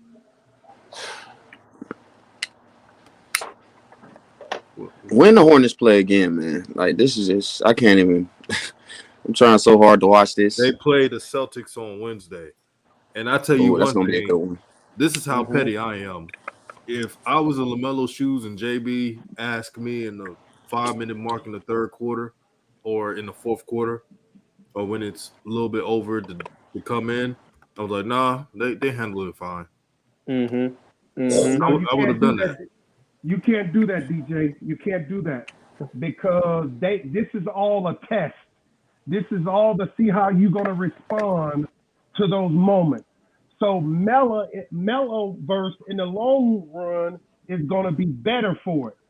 He just needs to act as nothing happened and don't put too much energy and thought on it. It looks like the Hornets is going to blow them out and we might not see them. But definitely, it will be some kind of foolish is the word, excuse. Well, see, for me, I hear you, my brother, so clearly, and you're right. It is a test, and if I'm Melo, I'm flunking it. Okay, I'm flunking the test because I'm on board with DJ. If this dude kept me out of the game because of something I said in a press conference or some tweet or something that I put liked because of the fact that it contained a sentiment that I believe, which is I want to be on the floor, for the beginning, the middle, and the end. I don't want to come off the floor. I want to be. I want to play all the time. AB the Hero said something one day I heard on one of his streams that was so apropos. He said, when Melo and them when Melo was overseas and when Melo was with the JBA and they would and also that team LeVar took overseas, the All-Star team, when they toured Europe, he said he never came out of the game. Melo always played the whole game. He's used to doing stuff like that. So if it was me and he did this to me and I'm Melo, I would do what DJ said. I'd tell him straight to his face, F you. Mm-hmm. Straight to his face. And question. And Coach Joe, the reason why I pointed it out because I'm not saying this right all the time about, if I was in LaMelo's shoes, but I have so much fire in me. If I feel disrespected, I'm not going to let anybody punk me. That's how I was raised. And not in that field, DJ. Don't mess up the young kids on that one. I love you, DJ. But right. I am Melo. I went through that. And I messed up a lot of zeros. Okay? Now I ain't gonna speak on that no more. Right. You gotta take that. You gotta take that. But my brother. Go ahead, Coach. Oh, go ahead. But my brother, we got to look at this a little bit from different eras. See, and I hear what you're saying 100%. But today's players, and particularly these NBA players, they have a lot more power now than they ever did. See, and LaMelo has put it down. On that. He can lose and LaMelo has performed at a high level. This JB and the Charlotte Hornets small market bullshit crap. Okay, anybody outside can see what it is. They're gonna take Melo's side.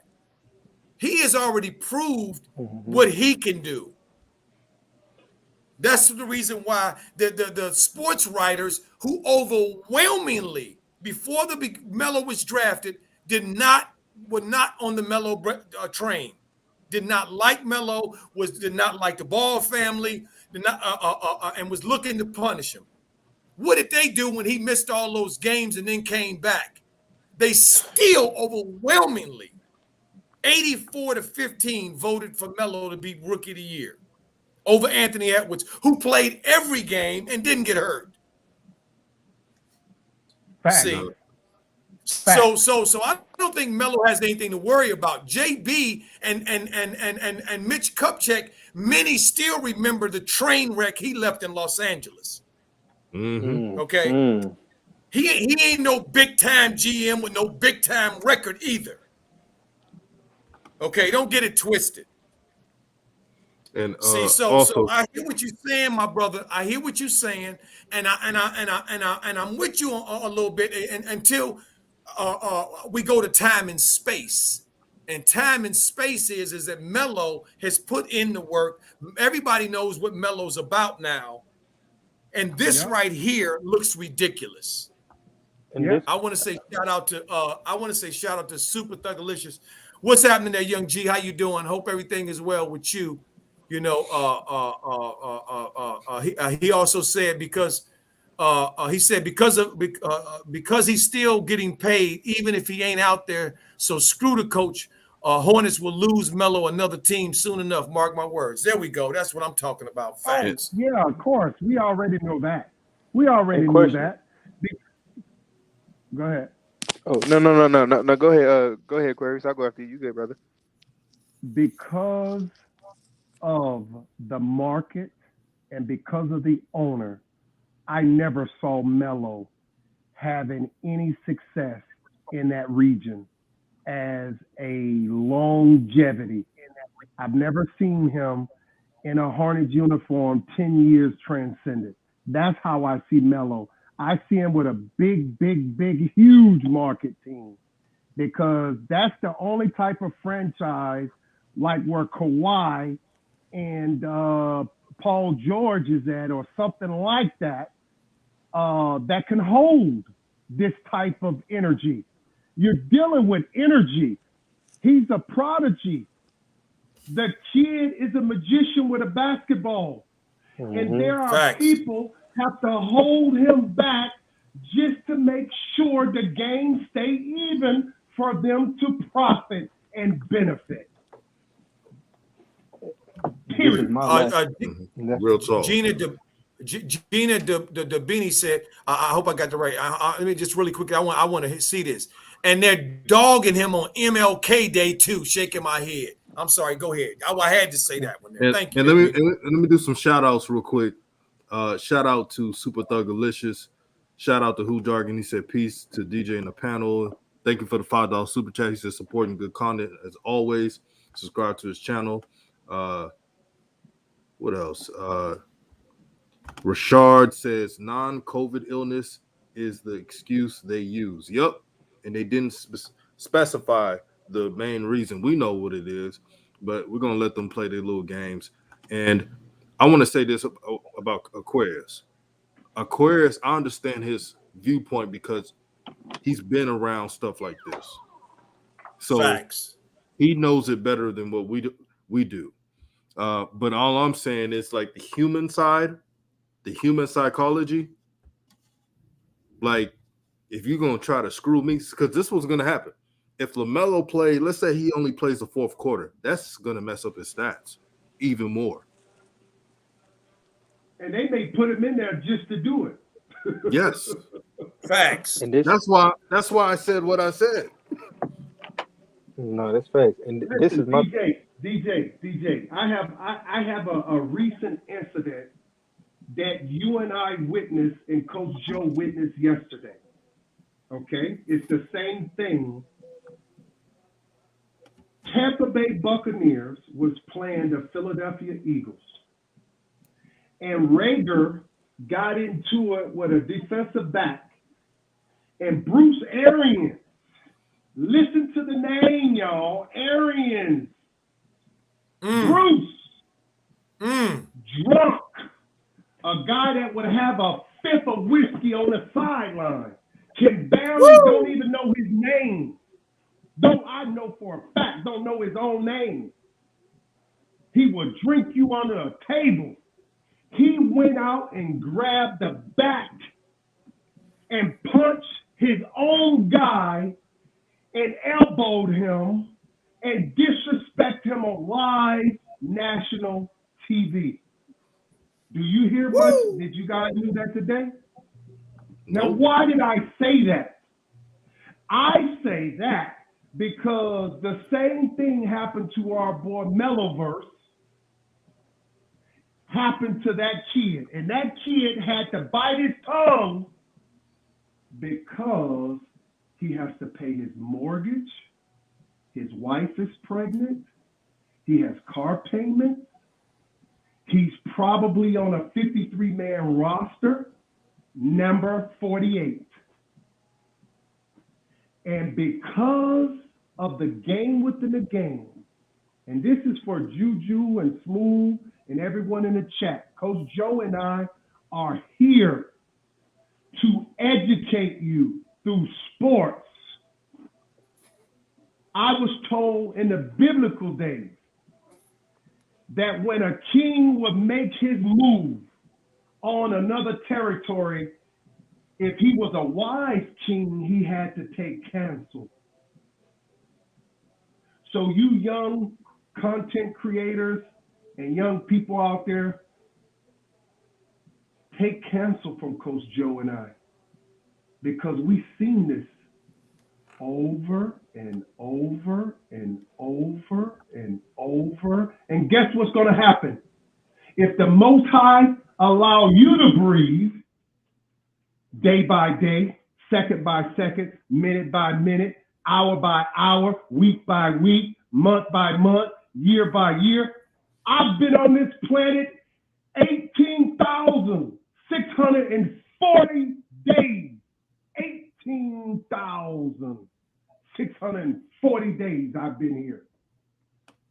And I grew up in some of the most adverse, where a white farmer went and from another tribe went and kicked his black counterpart as he tore up a cotton picker tractor and kicked him in the behind.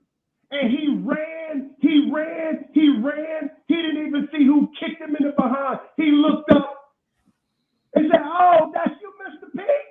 I didn't know that was you, Mr. P." This is what's going on. And if you want to know the truth, raw, you're going to get it over here with no Vaseline. Because I know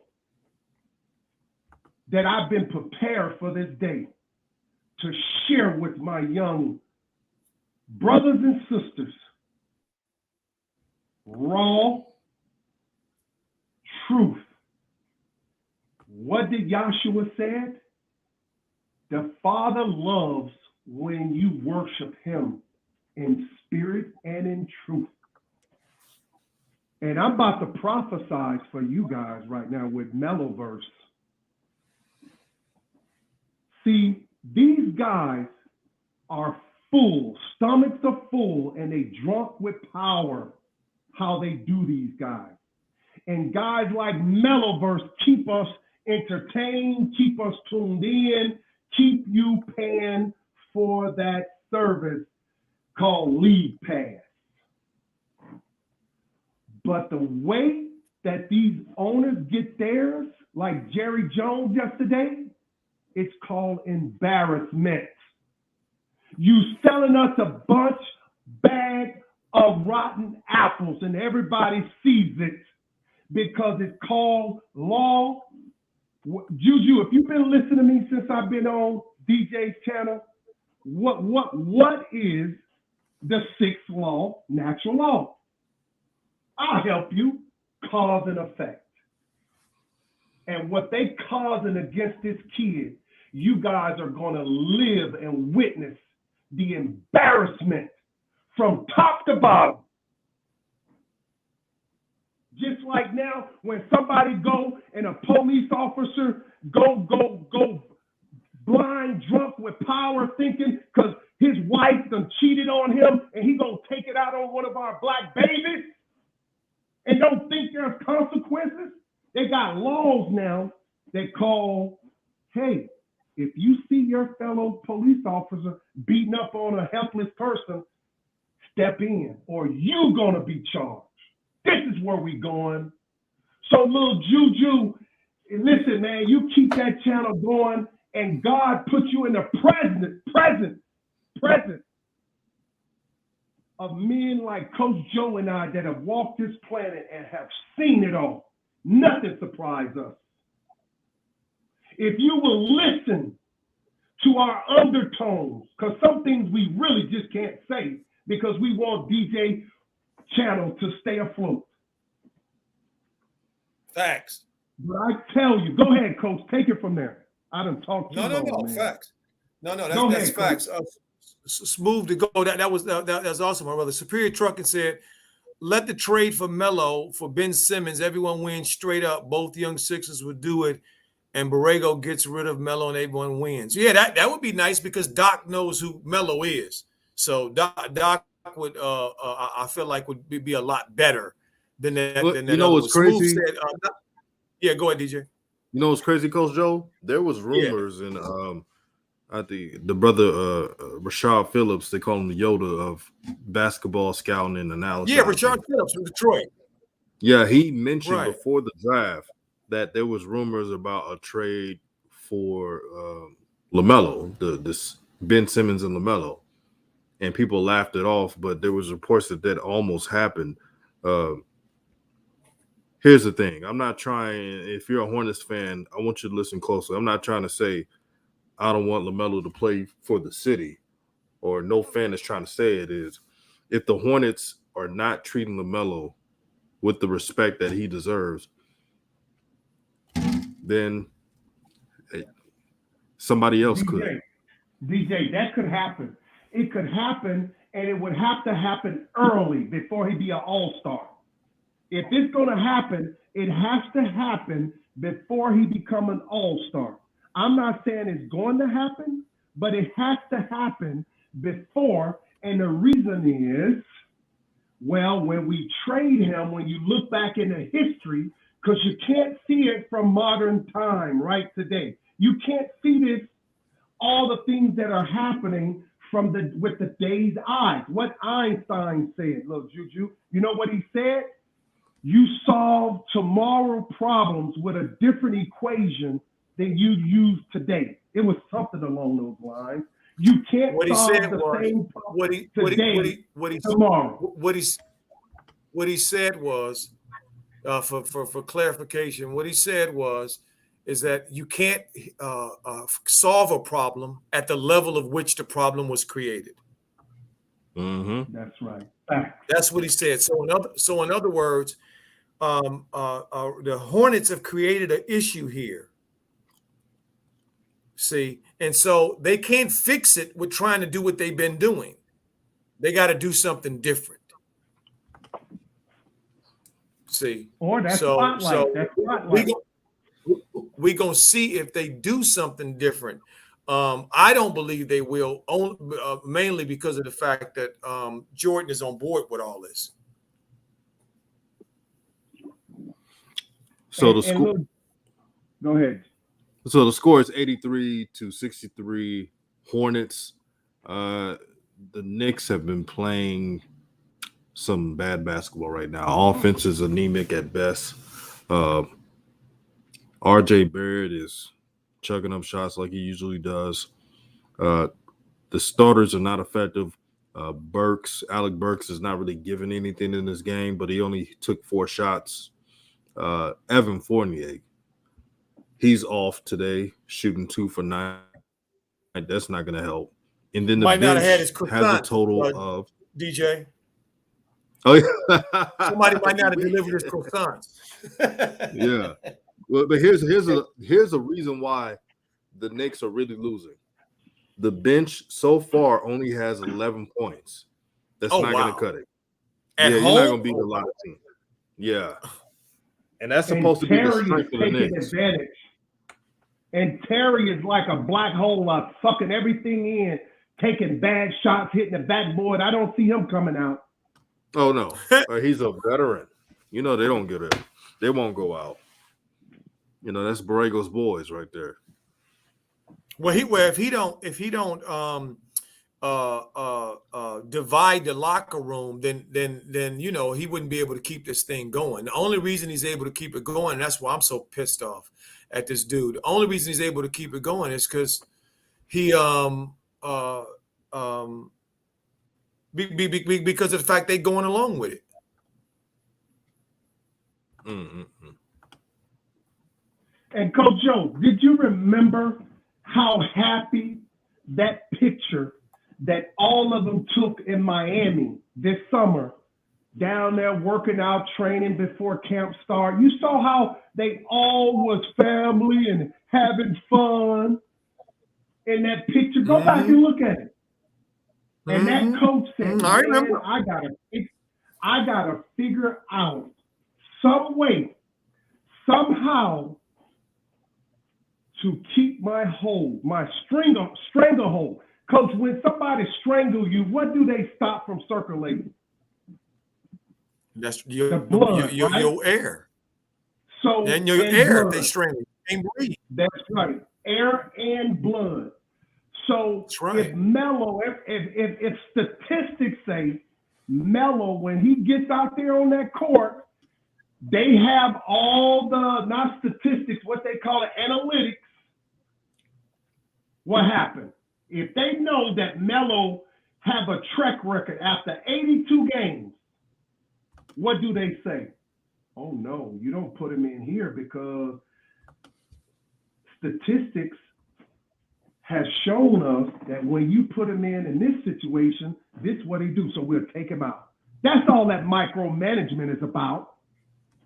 Coach, you called it and saw it from the beginning. You had such a wonderful, you said it like this, I never forget it. You said, hey, family, how y'all doing? I'm just so happy for the start of this season. And you kept winning on it, and you said, now, y'all tell me, what do you guys think? Our boy, What can hold our boy back? I never forget this. And I couldn't wait, man. I'm about to tell Coach Joe exactly what I think. I said, if you go back and look and see in the chat, you're going to see Aquarius 21 said, the coach, Coach JB, that's the only thing can hold him back. And you knew it back then. Facts. We hear DJ you're Uncut. dealing with, go ahead, Coach. You got it. That's right. Here at DJ's Raw Uncut Truth, we've been keeping it real we've been doing these streams from the first preseason game of Melo. Right, DJ? Yeah, we have. We've been watching this. I've watched a lot of games.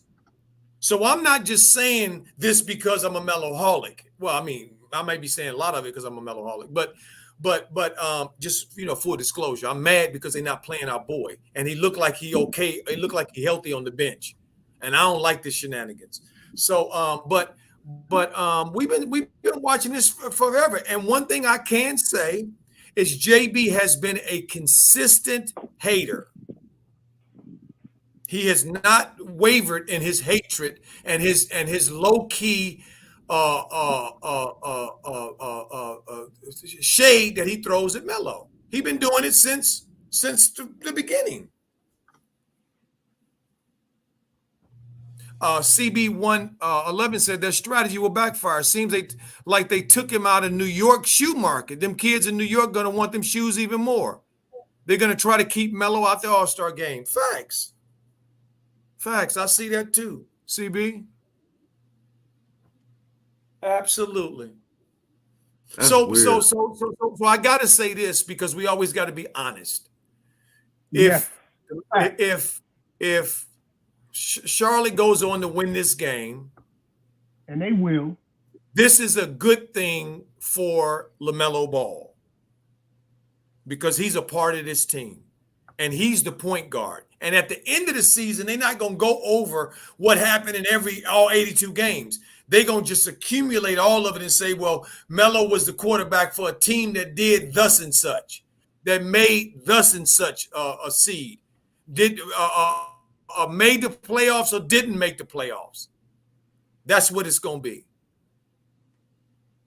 But tonight's NBA theater, tonight's show of Melo Ball and the Charlotte Hornets, from my perspective and many of us, today is a huge disaster. This is a huge disaster. See. No, Coach, it gives us good content today for in the business that we occupy here on Raw Truth Media. It gives us good content for us to talk about, but it's going to be for his benefit because finally when he gets to home, when the prodigal son returns home and the father opens, waiting with his arms wide open and say, this is my son, for I am well pleased. It ain't in Charlotte because that ain't what the Hornets is about. They don't want you looking in the grass. There's nothing going on over here. Stop looking. I'm not looking for anything. They don't want no spotlight there. I'm telling you now. You can take it or leave it alone. Facts. HL Kid, what's up, Young G? How you doing there? Compton in the house. Always good to see you. Hope everything is well with you and your family. He said, man, I was cutting, but you guys been cooking today. Thank you so much, HL. We appreciate you as always, my brother. You one of the real ones. Krishna. Yes, who is Krishna? How you say that one? That last name? God. Gutam. Gutam. Yeah, go ahead, DJ. Gutam. He said, "No, Melo making All-Star after that through the leg alley hoop that went viral." Yeah, LaMelo automatic All-Star. That's not even a debate no more. I mean, come on, he's gonna make the All-Star. They can't stop it. But what they're trying to do is as the great late Malcolm X says, by any means necessary, they pulling out all stops to slow this kid down. And when he gets the prodigal son return home, this boy is going to be doing 30, 15, and 10 night in and night out with 40-plus minutes, and the boy will be barely breathing. Like Coach Joe said, he's a savant. He's a junkie. He's a Kobe Bean Bryant waiting in the wings, loving jonesing. He Jones the basketball ball, as Coach Joe always say. Facts. Rashad Just said, for the. Oh, I'm sorry. Go ahead, DJ. oh no, good. I was like, Rashad says if Melo played, it would be 150 blowout by this rate. Oh man. Hey, That's DJ. killing. What's up? DJ, let me ask you a question. At the beginning of the season, of this season, I remember, if I'm not mistaken, Juju, you can help me too, because maybe you might remember. Somebody was really banging on the Knicks talking about how good they were going to be. And they were mad at me because I didn't see how good they were going to be. I guess I did see I guess I did see how good they were going to be. I know what you're talking about. I know what you're talking about. I know what you're talking about. And how do I sound? Do I sound like I'm on delay or anything? No, you sound great. Okay, I was making sure. Yeah, you sound great, DJ. I want to say shout out to my boy Flight Sports TV. He a big Knicks fan, but I gotta admit the Knicks are not really looking good. Maybe that changed with Cam Reddish, but they need a lot more than Cam Reddish. Facts. And Coach Joe, shout out to Flight Sports. Yeah. Hey, Coach Joe. Go ahead. Coach Joe. No, DJ, how many? DJ was going to say something. Go ahead, DJ. No, I was just saying is Coach Joe, you did point out that the Knicks, they were one of those teams, what do you call it, flash pan team, good one year, but the next year they come back to reality. They caught everybody by surprise last season. And I actually want the Knicks to be good because I think that would be good for the NBA if the Knicks were good. But everybody I feel is that way caught as up. well. Yeah. We saying, my brother? Yeah. Uh-huh. Do you guys see how many shots Gordon and Terry is just chucking them up from half court? It's the most disgusting looking thing. Gordon just threw the ball up, flopping, and thought he was going to get a foul. Man, this coach is so obvious how he's doing Melo, and Gordon is loving it, man. He can turn the ball over. They can do whatever they want, and the coach just sitting there with a smile on his face. That's right. And one last thing, can anybody go? Who has a play? Who has a playback? Who has a playback? Somebody has a playback where they can play back the game. Well, I see the games over like this game here. Well, no, not this one, because this one's not on League Pass. This one's on NBA TV. Okay. So it might rebroadcast. I'm sure it's going to rebroadcast at some point today. Okay, look at this, Coach Joe. When I saw, I can't confirm this. If you go back and look at Melo when they tried to get a close-up, it looked like he had a cut across his nose. Could I be wrong on that? Between his eyes. Really? Look at it. It looked like it to me because okay. I can half see. But if you go back and watch it, look closer when they kind of put the camera in. I saw it earlier, about an hour ago, and I forgot to add that. Okay. Look if you saw it like a little cut across the nose, like a little horizontal. Right. No, I get you. Take a look at that. You know what, my brother? You know what, my brother? If that's the case, and they kept him out for that, shame on their asses. No doubt. Because everybody can see through that. like a clear plate glass. That's some bull. No Okay, doubt. you put a Band-Aid on it or something on it and get out there and play. Ain't nothing, ain't no cut, no nothing gonna stop nothing. No doubt. No doubt. Facts. This ain't football. That's right. HL Kid said, Coach Joe, did you say that I felt the same way? yeah, HL. You know, we love flight, but also, you know how we are. We love because we kid. You know, when we kid you, we love you. You know that. Yeah. Nobody gets kidded that nobody care about. That's real. But yeah, man. Hampton Roy said, I saw the mark on LaMelo as well. See? I know it. Mm-hmm. Hampton Roy, did you see it too? I thought, man, listen, I'm telling you, Coach Joe, you know these conversations you and I have offset. Sometime the Most High, I call him Yahweh Bar Shem, Yahweh Shire. You know him as God, but he and I is one, just like with you guys, we are all one. But to make a quick thing to the point, Coach Joe, speak on that, man. Say that again, and you broke up on my end, my brother. Someone said I didn't hear everything. Okay. Someone said that they saw it too, and it was obvious to me. And I said the Most High revealed that.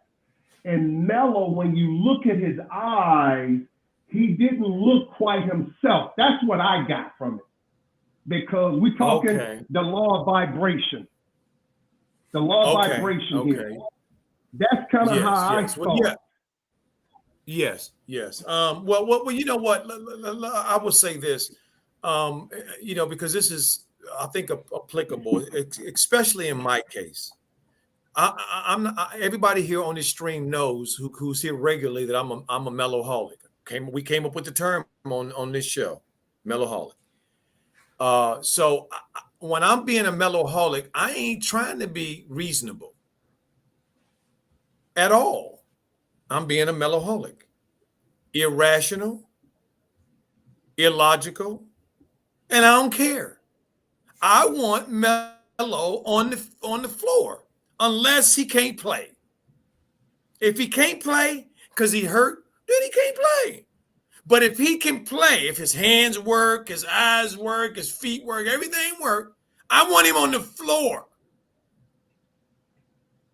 Because these opportunities aren't guaranteed. These are not written in stone that you are going to play these amount of games. We see every day. KD is out right now with a sore knee, hurt himself. AD is out. Dame Dollar is out with that surgery that he had. McCollum, his running mate is out with a collapsed lung. See, so ain't no guarantees that anybody's been given that when the NBA puts on their performances, their shows, that the people who are on I see that little scratch. Ain't nothing wrong with Mel. He just showed his face. Little scratch. Okay. Ain't nothing on that thing at all. To not play. So if you have an opportunity to play, you should take advantage of it and be grateful to play if you're a professional athlete and you love the game. And in my view, that's who Melo is. He loves this doggone game. He wanted to be in the game. I know he did. I could see him over there shaking his legs the way he does when he's itching to get in the game. I see him keep looking down the bench at JB when the camera pans that side of the floor. So I see it, and I ain't happy about it. It's real. That is real. This coach, man. You know how many chances we gave this coach throughout the season, even last season. Okay, maybe it's not looking right now, but let's give him a chance. Okay, I didn't like that he was coming off the bench as a rookie, but maybe he'll see the light. And now we're in January 2022, and it's the same song, different dance. Yep. That This means his DJ. Same. that means his star is shining very, very, very bright. And that those who see that star in the north or even the south, depending on your angle, they trying to make sure that they can prepare for what's to come. This is all prep work to slow it down because this boy is moving at a speed, not on the court in which we see him play, but he's moving on a speed in which they don't understand. They can't figure out. It's too much for Charlotte Hornets right now.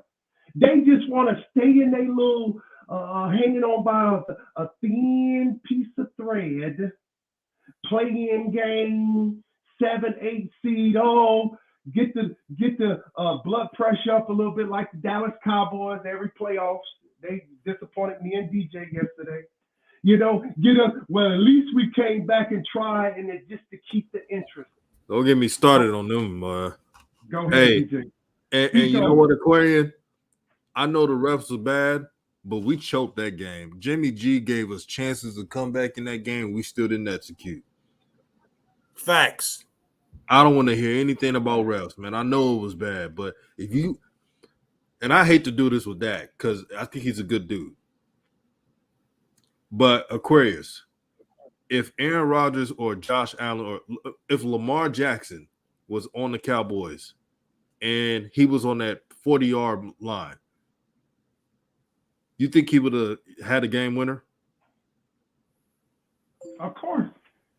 He lost the game when it was like 2 minutes and something, and they going down, and that fourth down they didn't convert. That was the loss of the game right there. Right.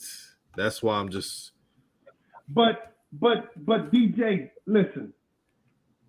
That owner is content.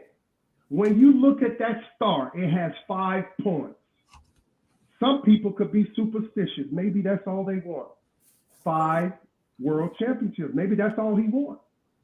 To me, it looks deeper than just players on the field because they had the commissioner sitting in the stand. And I feel like a lot of times the person who has caused harm to the next person is always somebody you know. You don't think there could be cameras in Meloverse loft? Maybe that building is owned by the owner. You never know. You don't think that they know every move, what he say, how he thinks, what he feels? Like Michael Jackson said, I always feel like somebody's watching me. But I don't think that was Michael Jackson, brother. No, that was Michael Jackson did that. Who said that? That was sang Whoever that said song. it, that's how I feel. That's how I feel. That's how that. But my point of it is that the boy's been on such a microscope to the point that that was probably paranoia. Aquarius, that was that brother. I know it's hard to remember. Rockwell, like he had a one-hit wonder. One-hit wonder. See, Yeah, DJ, you right. such an old soul. DJ, you such an old soul. It's unbelievable. Boy, I love you so much. Somebody watching me. There you go, DJ. Yeah. That's what that boy's saying. DJ, he's getting tired of people got cameras all on his floor, knowing what kind of stuff he's doing. Man, you know what kind of life he got to live there in Charlotte? Man. They got the boys telling him, oh, I ain't going to go there. I'm going to leave that alone. But you know what I'm saying. Hey, look. But you know what we heard already, Aquarius? We heard that Melo's staying in Cam Newton's old spot. That's right. And who owns that building? Who owns that building? I don't know. I don't know. Wait a minute. Okay, who is his neighbor? Go look it up. Go. Somebody, Juju. That's it. That's for you. Me and Coach Joe, we're not good with this stuff. Go look and see who is Melo's neighbor who lives in the same building. Go ahead, Juju. Do you think that'll be public information? I can try. Of course. They have said it on the public. What was it? I think it was MJ, right? That's right. That's his neighbor. Michael Jordan is his neighbor? Yep. Yeah. Facts. So, y'all think Coach Joe and Aquarius 21 just like bumping their gums. But if you young, you'll learn something. Because this ain't nothing coming from me and Coach Joe. Am I right, Coach Joe? Tell them where it comes from, OG. Man, Tell them, OG. You know, all of us is channeling the Most High. That's why we're here. You know, and we all playing our role. You know what I mean? Everybody got a role to play. You know, I've had an opportunity to see many moons and many suns. So I thank the Most High for that. But also I recognize that the young brothers and the young G's that are coming behind me, it's Thor getting ready to check into the game and Book Night, I think. Book Night. Cook by the game. I think. Oh man! Oh wait, I thought Thor looked like he was getting. Thor looked like he was getting ready to come in. Hold on. See, this is the thing about JB that's so shows that he don't know what the hell he's doing. All the starters are off the floor for the Knicks, and the backups are in. It's 2 minutes to go in the game. Why don't you have all of your young guys in the game like this guy does? Slow walk. Why is Tony Martin in the game and PJ Washington in the game and Jaden McDaniels in the game? Why? Too much pressure. Too much pressure. He's just stupid. He just does stuff that's just stupid. But I know what it is. He's trying to manipulate our people, our boys. That's what this dude is about. He's a master manipulator.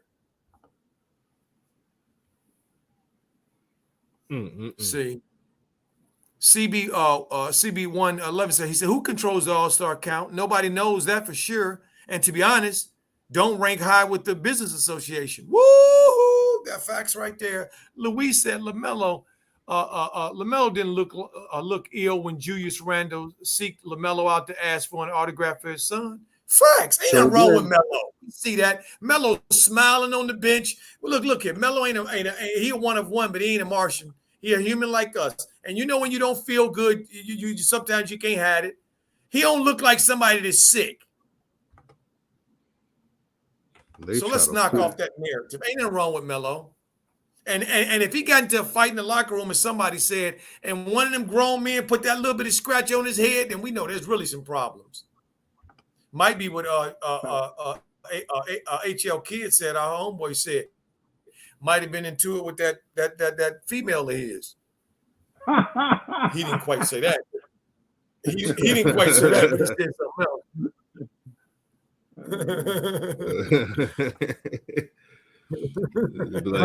Coach Joe, I bet you little John Morant the next game. DJ, are we doing the next one or what's going on? Absolutely. Yeah, I got time. It's MLK Day, man. I'm chilling with the brothers. You feel me? All right. You already did the thumbnail. We definitely doing the Grizzlies and the Bulls. I put it all together. I got LaMelo on the thumbnail, I saw the thumbnail. And John Morant. I bet you John ain't getting that treatment. Oh no, hecky no. Hecky no. You know what JB's singing when he getting out the this game? Arrogantly, he's singing, "Do you like what you see? Tell me if you heard about me." Like he's bragging about him. He's bragging about his culture. He said, "Look what I did on a sorry Knicks team. Look what I did. Do you like what you see?" Right. Irving Cobb said, Coach, shalom to you in the cast. Shalom to you, my brother. Back at you, my brother. Irving, shalom. Appreciate it. Shalom. Hey, Coach Joe, make and he sure said, you get that. Hold on 1 second. Irving Cobb also went on to say, "Master manipulator, you are correct. He learned from Pop. Remember Kawhi. Facts. Go. I'm sorry. Go ahead, my brother." Yeah, no, I was just saying that that Ja Morant, the things that they doing with him, they really boosting him to be an MVP. He probably gonna get it this year. If they keep going the way they're going, Ja Morant not only gonna get his first All-Star bid, but he's gonna be a MVP. He's playing better right now, I believe, than anyone out of all of the players in the NBA. He's playing at another level. He can get any basket he wants right now. And how many points Miles have, DJ? Miles had 38 points. Yep, you can see because he was a career high. Career.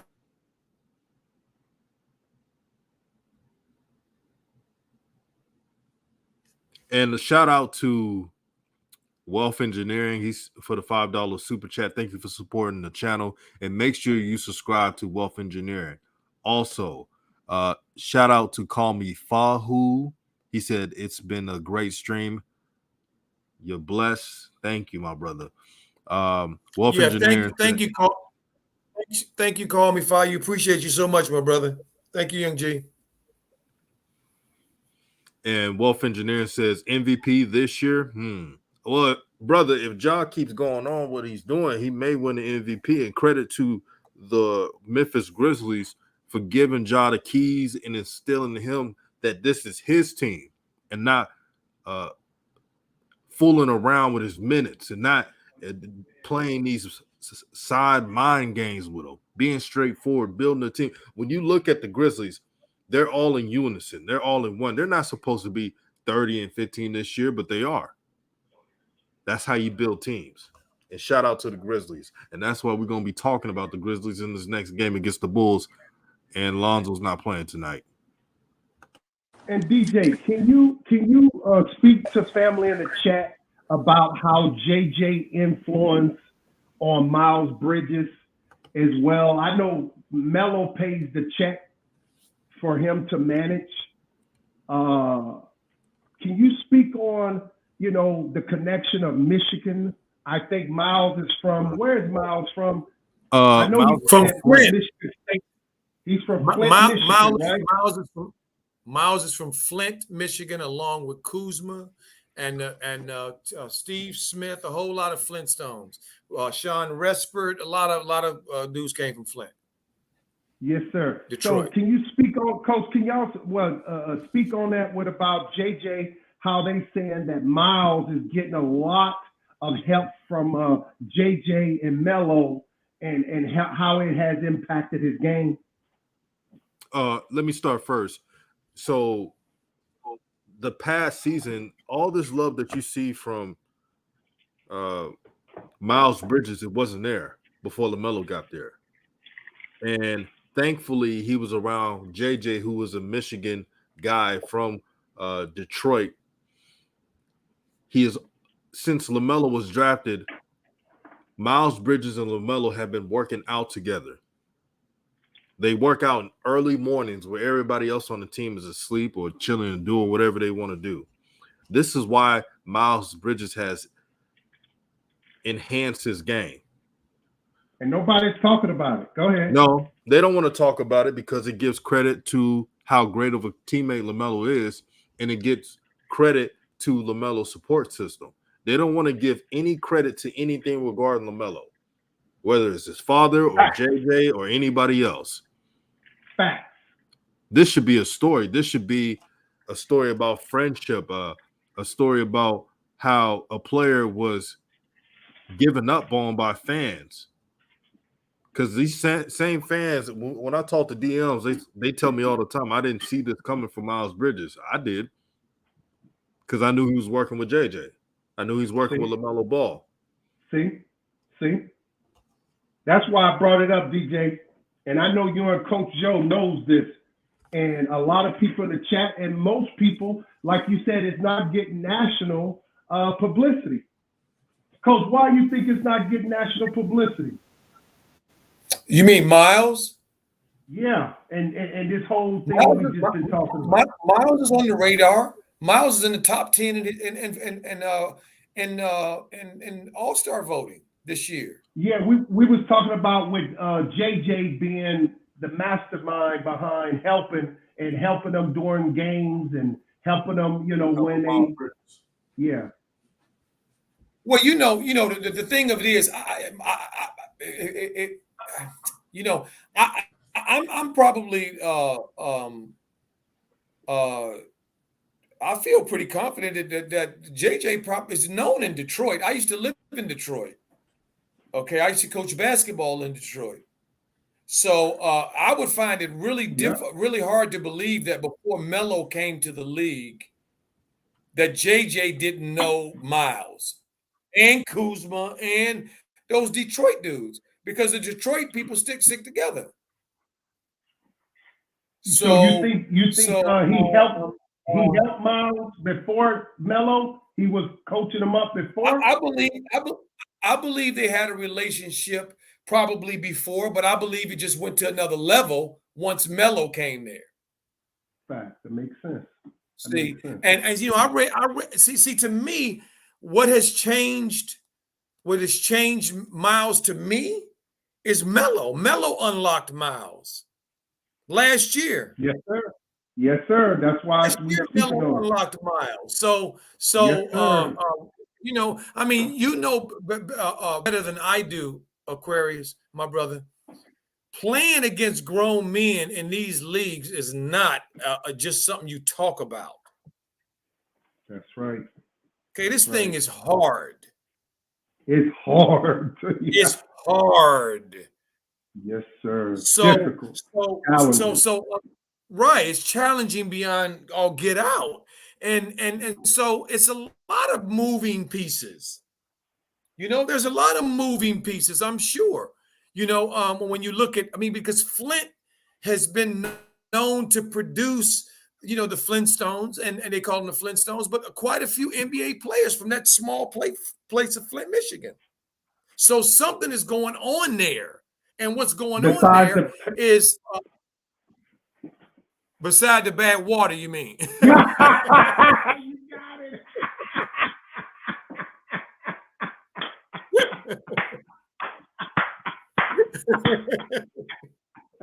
Wow, we on that level, Coach. We connected, man. God got us.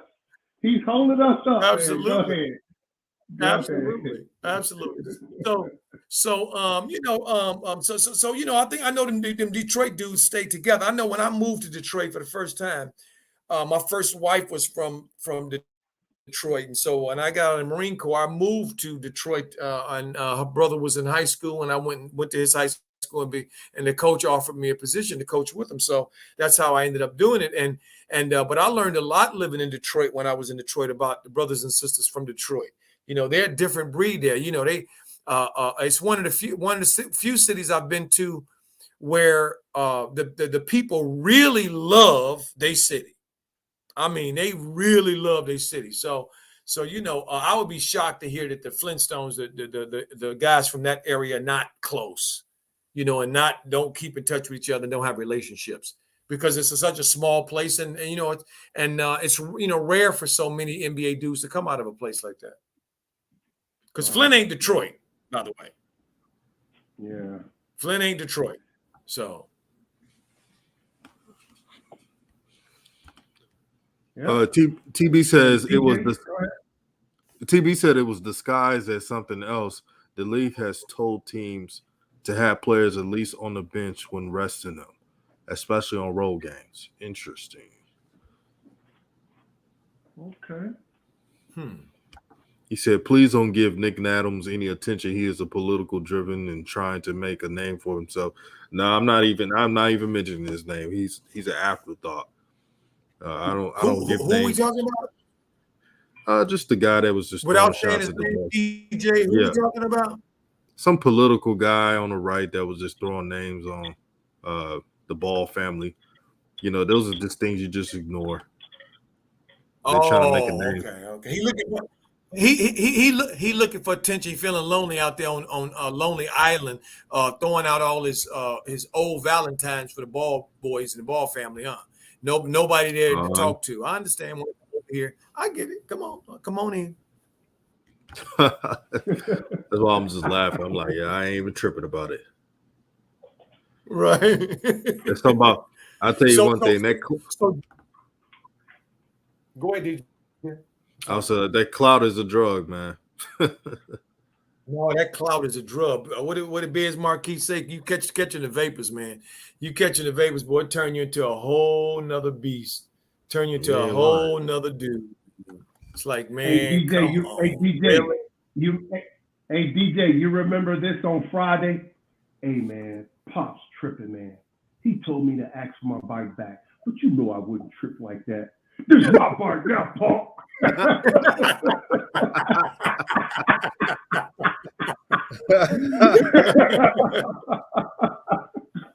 Oh man. Lord. Oh man. Debo, man, put my chain in, man, button up, man, Debo, man.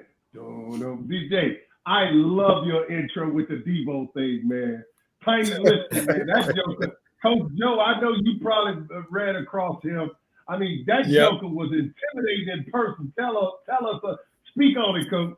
Speak on it. Hey, you know what? I got to be real with you. It's only one person, and you're going to love this, Chris, who I've ever met in person. And I was just like, ooh, I'm scared of him. Or I better walk carefully around him. I wouldn't want to get into it with him.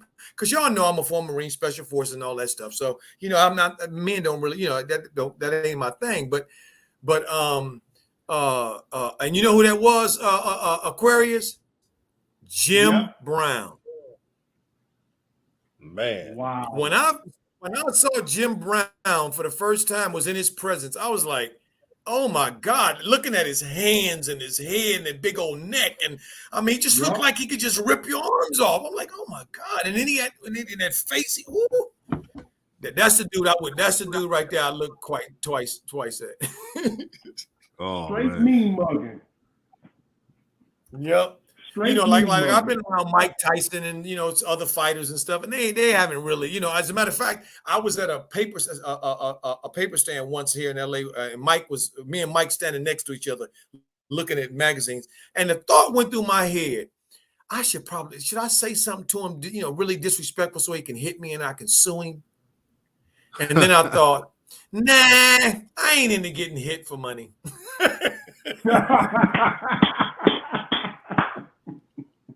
He was a hit because he realized after Robin Givens, he was like, I ain't giving no more.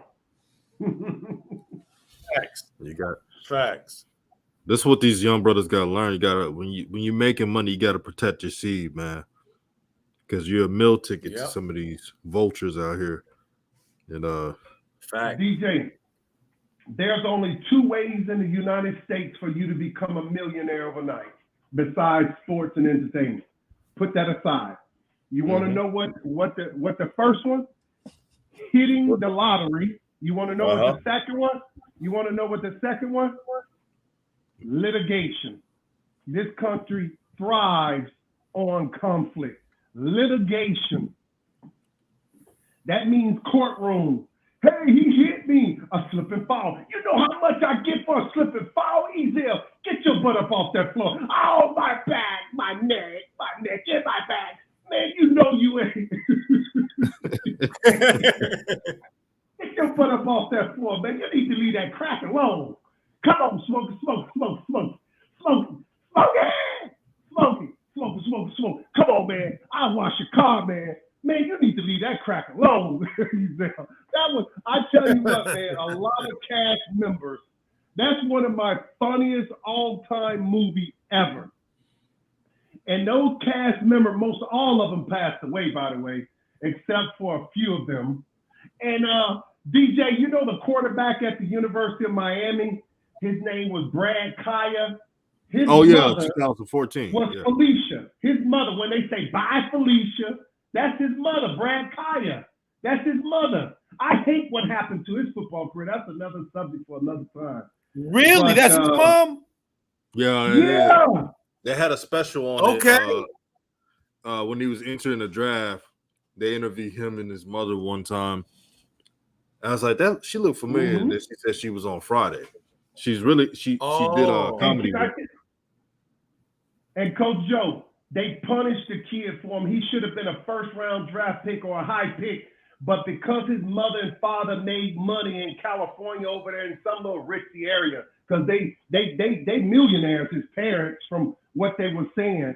And they said, oh, you don't want to play no football. We can't draft you. But yet these other bums get in there in the first round and get all them millions and be bums after 4 years and get kicked out the league and go start a whole new business somewhere. But they ain't going to give that to people that look like Patrick Mahomes and Brad Kaya. No, doggone well, Mitchell Trubisky should have never been drafted in front of Patrick Mahomes and Deshaun Watson.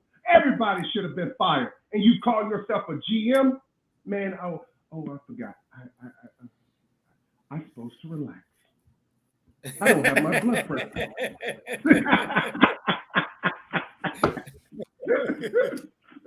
OG Stoner says, who do you think is going to be better in their prime, LaMelo or John Morant? That's a good question. LaMelo has so much untapped potential. Yes, sir. And it's not being showcased because of the situations he's in. Let's be honest. So since he's in a tough situation, I'll say this: if LaMelo ever gets just to, call it what it is, purgatory. Yeah, he's in purgatory, and John Morant's not. So I'll say this: when LaMelo gets to a situation where he gets the keys and is the main focal point to his organization, he will have the better career in his prime. I truly believe it. It's nothing against Ja. He's on fire right now. And if he won an MVP this year, he deserves it. But I'm saying for the long run, y'all seeing what LaMelo could do in just barely 30 minutes. Y'all telling me he can't average 30, 10, and 10? I want y'all to think about that. Well, I say he said my view on that is LaMelo will be better.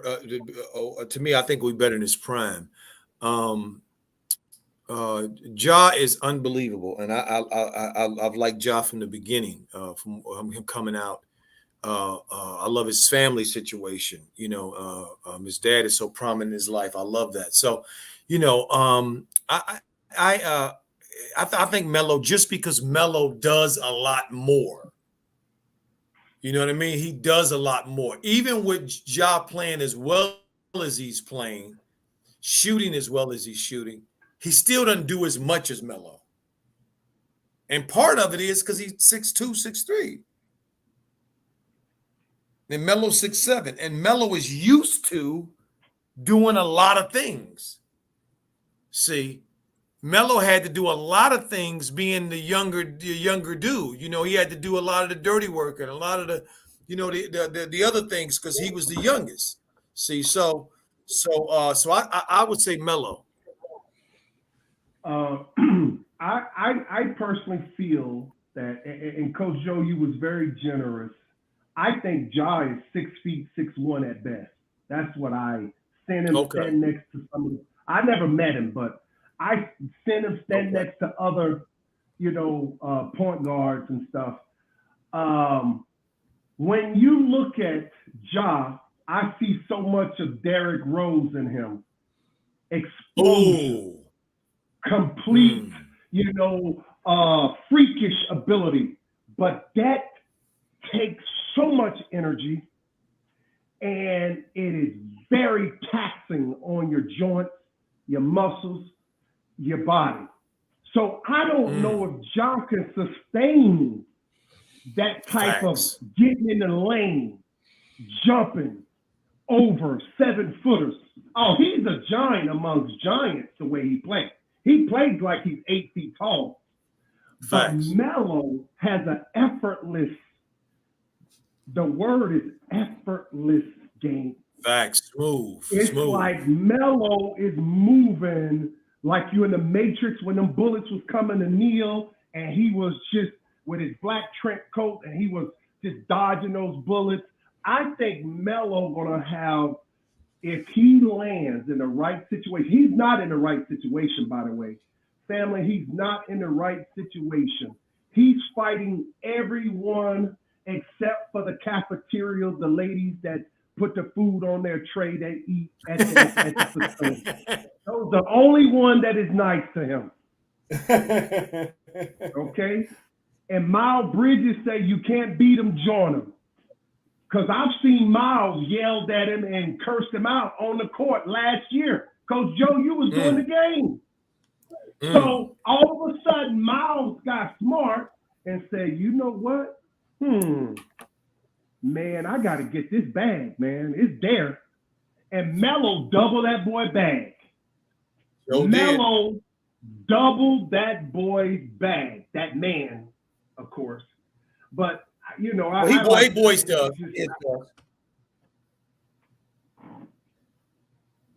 Go ahead, Joe. Coach.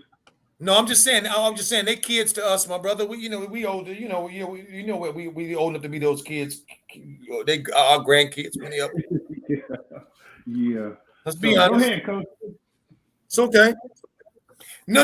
You're just saying. So I want to ask this, and this is totally in a different direction, and I guess I'm just being petty. Just to show y'all that coach can be petty too. Hey DJ, that dude on NBA TV that just did the game there we just saw in the studio, Roll Parrish is his name. You know what I'm talking about? Yeah. Man, what is he be doing with his mouth when he's talking, man? I just can't watch that dude at all, man. What is his mouth doing? Man, it's odd, man. I know what you're talking about. Did you notice it too? Yeah, I try to ignore it. It's just Where is weird. he at? Is he one of us or is he a foreigner? He's from DeSoto, Texas. So okay, well he's one of us then. Okay, so I mean, he that thing he be doing with his mouth when he talk, like something's wrong, like he can't talk, like he has to, like really do extra mouth movements and stuff. It's like, dude, what's wrong with you? Maybe he had a past speech impediment and it helps him. Oh, people do that one. That makes sense. Yeah. If he had a stuttering problem or something, listen to me. If he had me stuttering. If he had a stuttering problem, then I can see that. He said, Coach Joe ain't playing.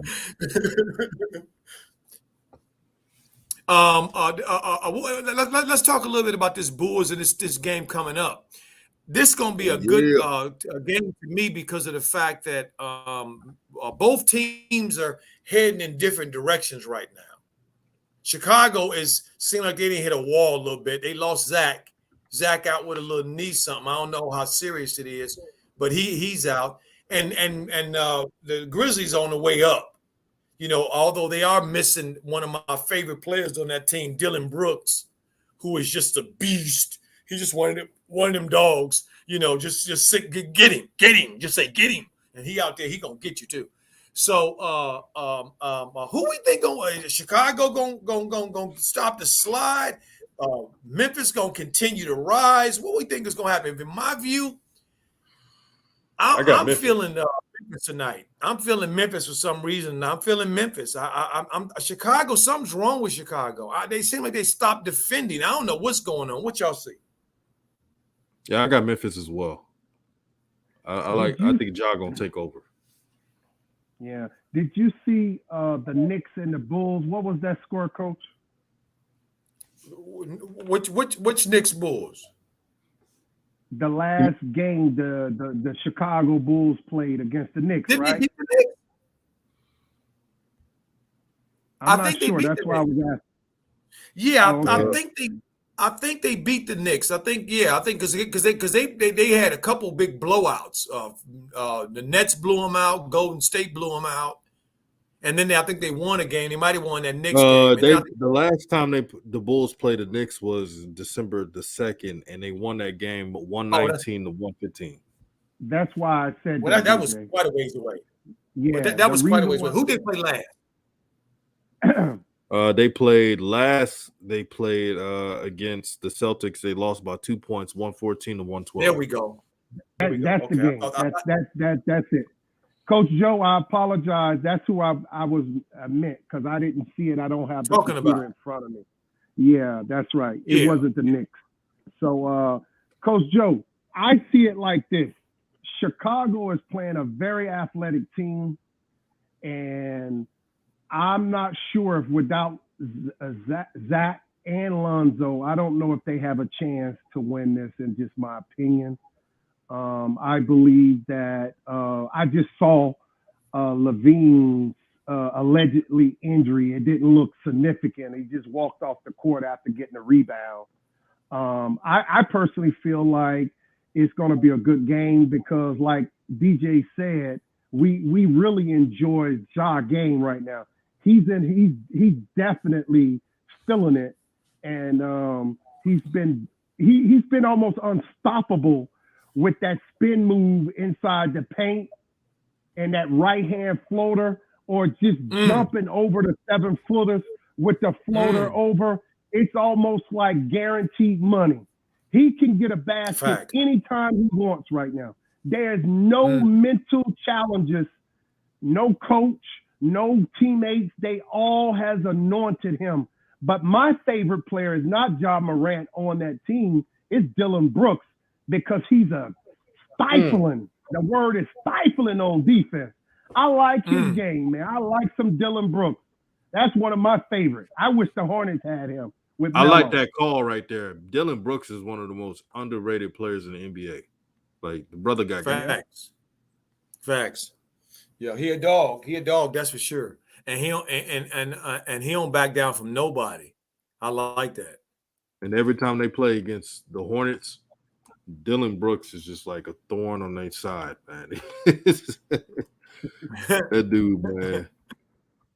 Hornets got him this year, didn't they, DJ? You did the game. Yeah, he got him this year, but I remember last year. Oh, man, that was what? They blew him out beyond infinity, didn't they? It wasn't even a game no more. No. So Alexander DJ, how King can the said, Hornets free Melo, fire Borrego. And I'm with that. I'm with you on there. Free Melo and fire Borrego. Yes. Free Melo, fire Borrego. Free Melo. HL Kid said, I got the Bulls on this one. DeRozan about to show out today. That's Compton. That's Compton talking about Compton right there, family. Don't get it twisted. We like that. I like that, HL Kid. I think DeMar gonna have a good game because DeMar's a walking bucket. So I don't think anybody on that other side to me that can deal with that game he got. But I don't think they got enough. Yeah, they sliding right now. They having problems. They're not defending the way they have been. I don't know what's going on with them. Yeah, and Coach Joe, they talking about that pop system. Man, everybody, Kawhi, DeRozan, everybody came up out of that system, looked like they on MVP level. And Coach, by the way, isn't it strange? I got off subject, but going back to Chicago, seems like when DeRozan hit that game winner, the second one. He had two. Which one? The second one. I think against Washington. Washington. Coach, it looks like they start falling off after that. You don't think there was some jealousy with Levine and them guys in there, right? What do you think? Could be. One thing that that I know, and that as well, because you've been in both. We both have been in locker rooms of professional athletes, and when there's a hierarchy that exists. Yep. And sometimes it ain't got nothing to do with what the fans think the hierarchy is. You know that as well as I do, my brother, right? Facts. See, so I like you what you said when we were talking when Melo and them won. Not Melo and them won, when the Hornets won. When you said, "Well, I'm gonna watch Terry," because hierarchy wise, Terry is probably the one. They call him the alpha male, the gray silverback of that locker There room. we go. There we go. There we go. Super Thugalicious He's say the go, one go who put Bulls, that go. trip together. Yep. Yeah, he put that trip together to Miami South Beach. Yep. He sure did. And made the call. Gordon didn't do it and made the call, and everybody showed up. So that looks like to me that Terry is the dude. And Yep. then what did Terry do? He even went into the press conference after Melo hit that last second shot, hit the winning basket against Milwaukee the last game. He gave up the game, didn't he? Said, Melo gave me the ball, and I wanted him to cook because we trust in Melo. So I gave it back to him. See? Fact. So if Terry is your alpha and Terry is sometimey, then what's the Hornets, what they got to do? Clearly, they got to move Terry. Clearly, they got to move Gordon. Clearly. If this is going to be Melo's team, you can't have them dudes on this team because they not going to capitulate to Melo. They only ever going to see him as a kid. Yep. Funny, interjected. Man, you're a fool, man. You clown too much. Absolutely. There go that old boy. There go that old boy. Them veterans be in there just laughing at you. Look at that old boy. You just keep him entertained too. Not knowing that this son of a gun trying to take my money. Man, I got a mortgage to pay. And this sucker holding my position. CP3 said strange to me, but they look like they fell off after Derrick Jones got hurt. Yeah, I mean, when Derrick got hurt, they did start going down. You're absolutely right. I watched the rest of them and how they played, and Derrick is a big part of what they do, especially with their small lineup. With their small lineup, that's a really good lineup. I remember me and DJ, we talked about that, didn't we, early on? I said that when Derrick is at the center, that's a nice lineup for the Bulls, right? It is. And like JT Jumper, don't forget. Yes, I think that has something to do with it. And don't forget Devontae Green. And Devontae Green, exactly right. But also we both acknowledged, DJ, didn't we, that the Bulls are deep. Right. Didn't we? Yeah, we did mention that. Yeah, so they've had next man stand up, next man step up and all that kind of stuff, but they haven't looked the same. Just like Golden State ain't looked the same since Clay been back. They ain't looked the same. They lost every game, I think except one. So the Bulls lost to the Celtics, got blown out by the Warriors, lost to the Nets. They're on a 3-game losing streak. Yep.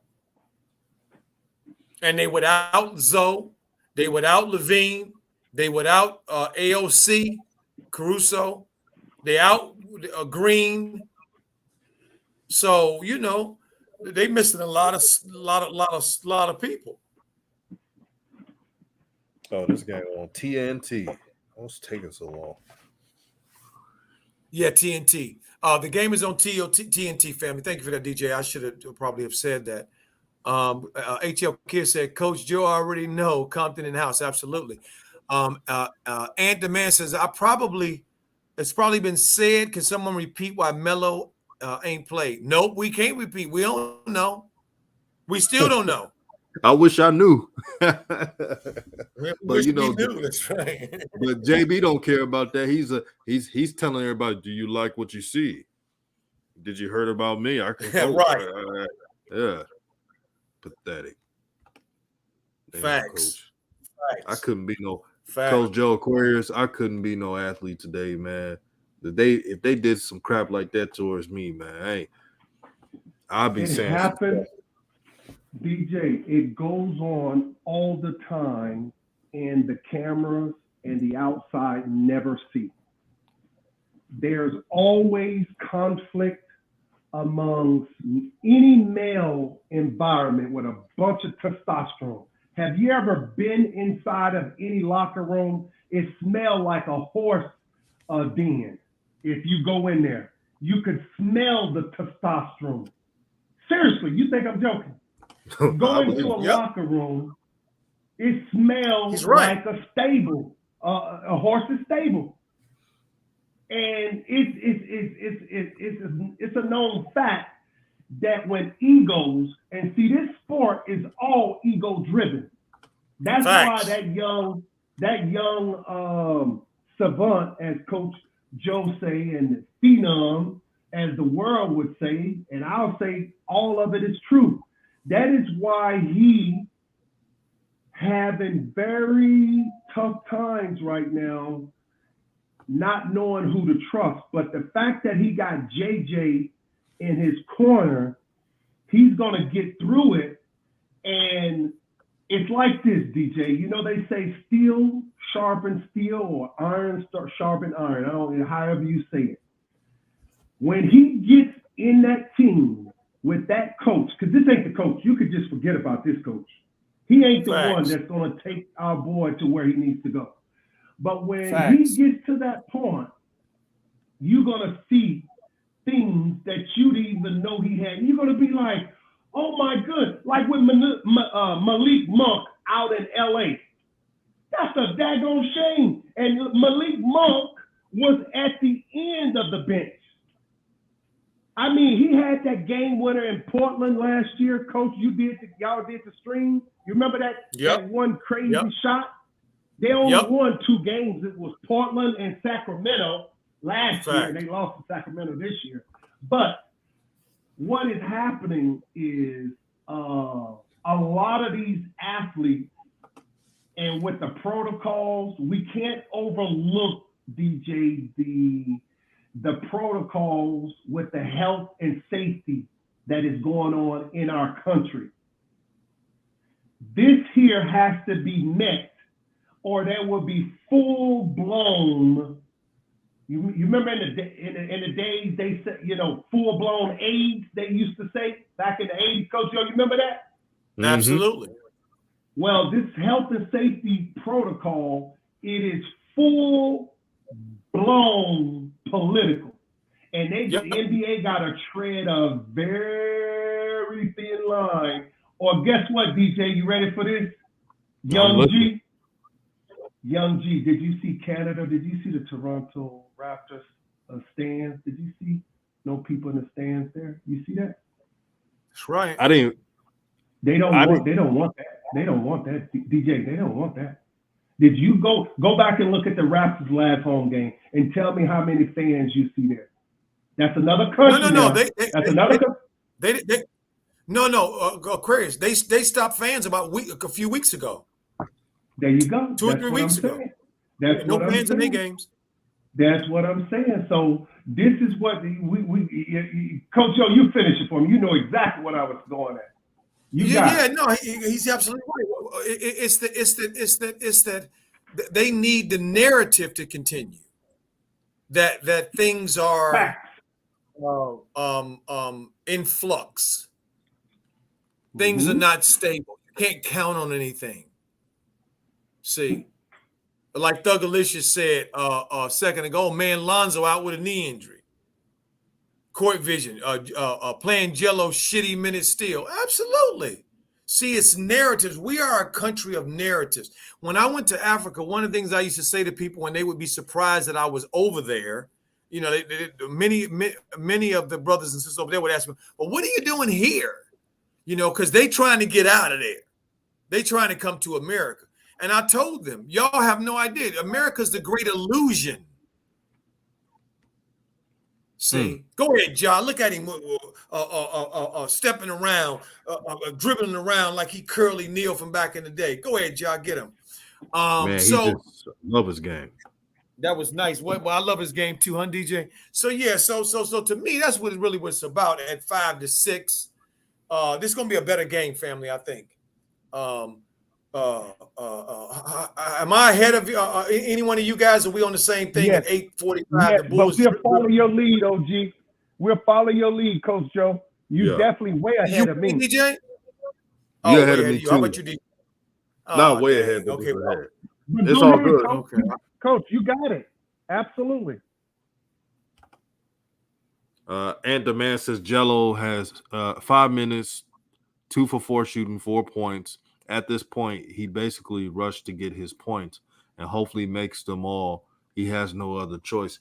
In the long run, Jello is going to be very battle tested due to his experience with the G League. And the other thing minutes? is this. And the other thing is this we have to remember. This is Jello's first competitive basketball in over 2 years. He ain't a physical phenomenon. Okay? So I say he's doing really well. Just keep persevering. That's right. I think he's on track. He's never going to get where we want him to be at the place he's at, because it's a political holdback, and the gig is up and everyone is in on it, Coach, with Jello. Yep. So ain't nobody going to touch him when his young brother, the Phenom, when he basically our Meloverse, when he basically get his position, you definitely going to see the sniper gets in there, and he really people going to have their mouth open like, oh, how did he sit 7 in a row? Well, he been hitting them years ago if they wouldn't plan with, holding them accountable for the sins of his father as they in their eyes. You know?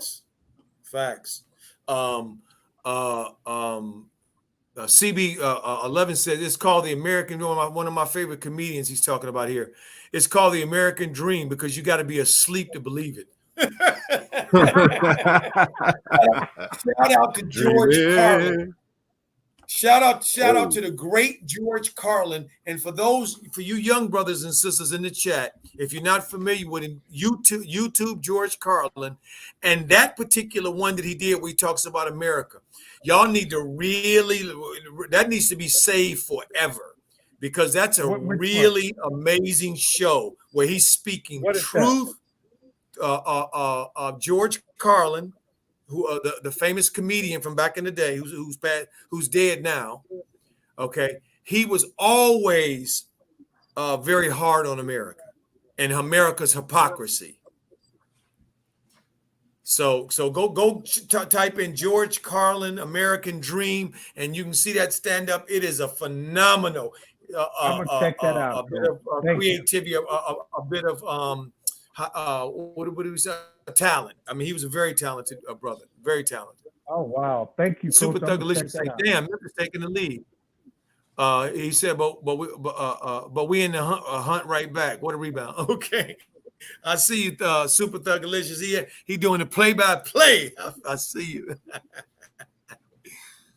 So we're on commercial now, but that George Carlin video, man, that thing was that brother was so amazing in his gift. The Most High gave him an amazing gift. I love comedians because to be able to make fun of things that are that hurt, tragic things that we have cried about. If you have the gift to make those things funny, that is the Most High gave you a beautiful gift. Because laughter is the balm of life. It helps release endorphins in our head and our bodies and all things as well when we're laughing and having a good time. And let me ask this as well. Superior Trucking, peace and blessings, peace and love to you, my brother. He says, where's Lonzo? Lonzo supposedly has a knee injury. I don't know if it's significant or not, but he's out for this game. Maybe it's precautionary. But the Bulls are without Levine. They're without Lonzo and Caruso. That's a big blow. The Memphis Grizzlies see blood in the water. They're definitely going to take advantage of this game. And I also want to say to you, Coach Joe and Aquarius 21, I can honestly say doing these streams, this has been the most fun, encouraging, most enlightened streams I've done in a while. Having all you here, and it's the best type of energy and synergy. this is the reason why I want to keep this going, and this is just the beginning. Yeah, Coach Joe, I could speak for himself, but I take no credit for that, man. We just having conversation. Right. And for the people in the chat, we just voicing our opinion. We all have them on what we see. And we enjoy everyone in the chat as well as you, DJ. You made it all happen. You make it all happen. And Coach Joe and I is like, I guess his name was King C, Coach Joe? Was that King C yesterday? King C. When he said, what did he say, Coach? Tell it, Coach. Go ahead. You got it. Yeah, he said, man, they sound just alike. So, right. In other words, in the eye of the Most High, Yahweh Bar Shem, Yahweh Shai, he's hearing one person, not two. Because when the two comes into the, when there's two, Coach, go ahead. I ain't gonna take it. You hit me with it this morning. No, go ahead. I'm good. When two people, which we are two or more, is together in my name, I appear. I am in the midst of it. So that's right. Exactly. So basically, we're DJ. In other words, we're trying to say, man, it's just we try to do it with no ego, with no personal agenda. And when we see what happened to our boy today on a national game, they are hiding him like a pastor hide a $10 hooker in church. They trying to hide him.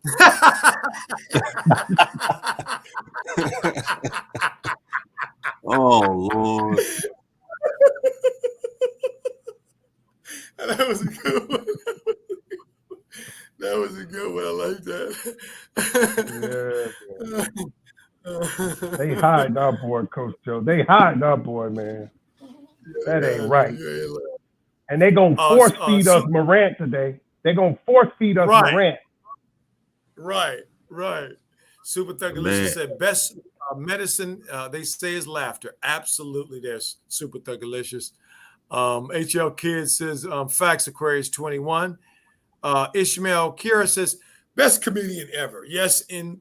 He's one of the best ever. One of the best ever. HL Kid said, I've seen that comedy series. George Carlin is the truth. Yes, he is. Ruben H said, bro, you throwing me off with this Most High stuff. You talking about God, just say God. Hey, Brother Ruben, I got to say this. I've been saying the Most High on this channel since this channel has started. Yeah, I mean, it's nothing new. Nothing new at all. I mean, and listen, Ruben, my brother. Just know that the Creator, he ain't into no names, man. He been called a lot of names on this planet by humans, okay? The Most High is Father the same. That's right. The Most High, or God, as you say, and that's a German word. I don't use that word except in the company of people who like to use that German word. I don't use God, okay? You understand? I use Most High, Yeshua, a lot of different names. Okay, but guess what? The Most High, he ain't interested. He don't care because that's us doing us as humans.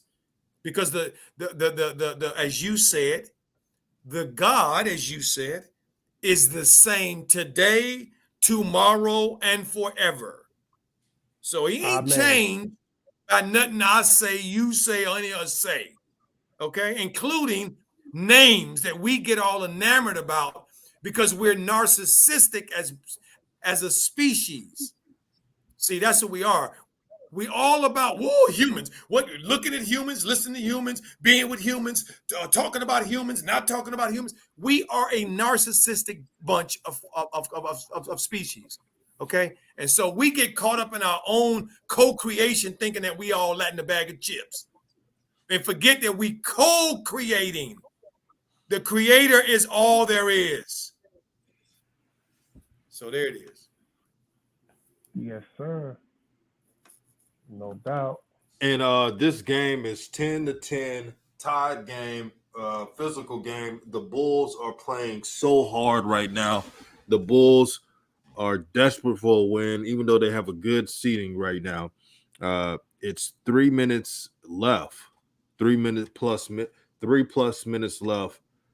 Low scoring game. This looks like a 1990. Wait, I'm gonna go back. This looks like a 1980 game right now. I mean, DJ said 1980 game. all we missing is the Jerry curl and the activator in the And we joint. We got us a game. I mean, 10. John Morant with another shot. Oh, hey, you see Jim John that time? He used the elbows and everything to get through there. He like, okay, y'all want to come in here? This elbow waiting for you, and this one waiting for you. That boy is bad. That's a bad boy. Leon Black says, great show, guys. Go ahead. Great show, guys. Coach, will JB be fired? I am sick and tired of this guy abusing LaMelo. Man, it's what do you think, Coach? You know what? Until the fans turn on him and the media, local media turn on him, he ain't going nowhere. See, they got to turn.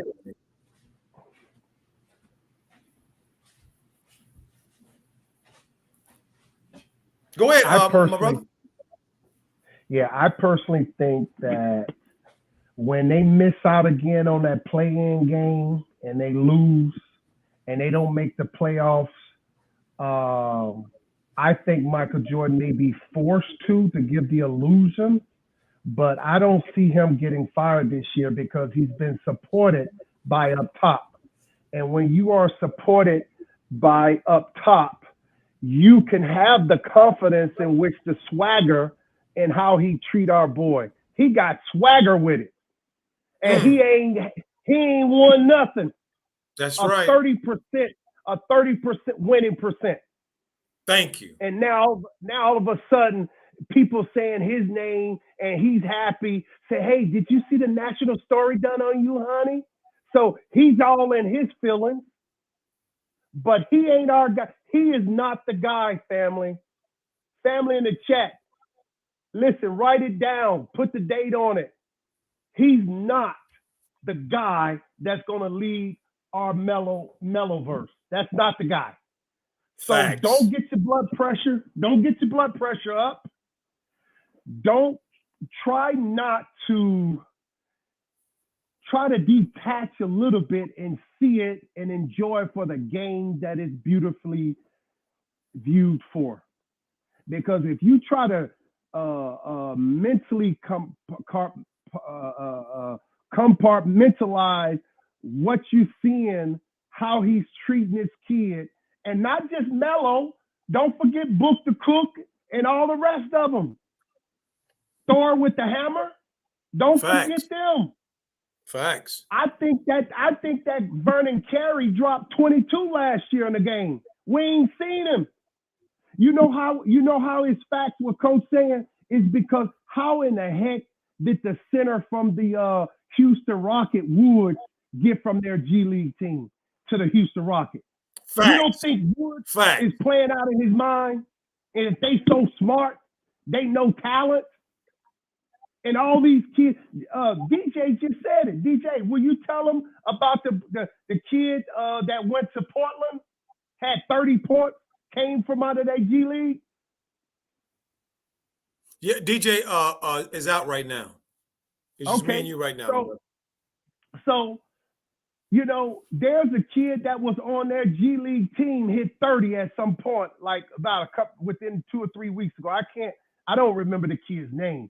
So, Coach Joe, the thing that I'm seeing is that the micromanaging is definitely supported from up top. And to answer that question in the chat, there is no way on God's earth that he's getting fired anytime soon unless he makes a complete buffoonery out of the Hornets franchise, meaning he do towards the end of the season, he go on a bad game losing skit so bad that the fan base is speaking out against him, and then they will bring someone else similar to him because I don't think they ever have a plan for Melo. Because Melo do it. He's one of one. He's going to do it his way.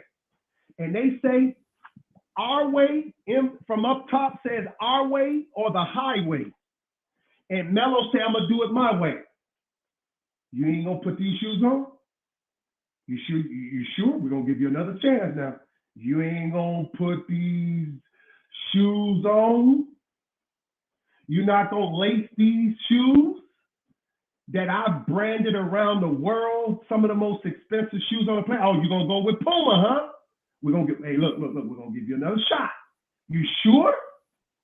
Hey, I'm doing it my way. Okay. So the word has been passed on. And that's what's really going on. There's no coach in any sport have that kind of, professionally, have that kind of ability to do this kid the way he's been done without it coming from above.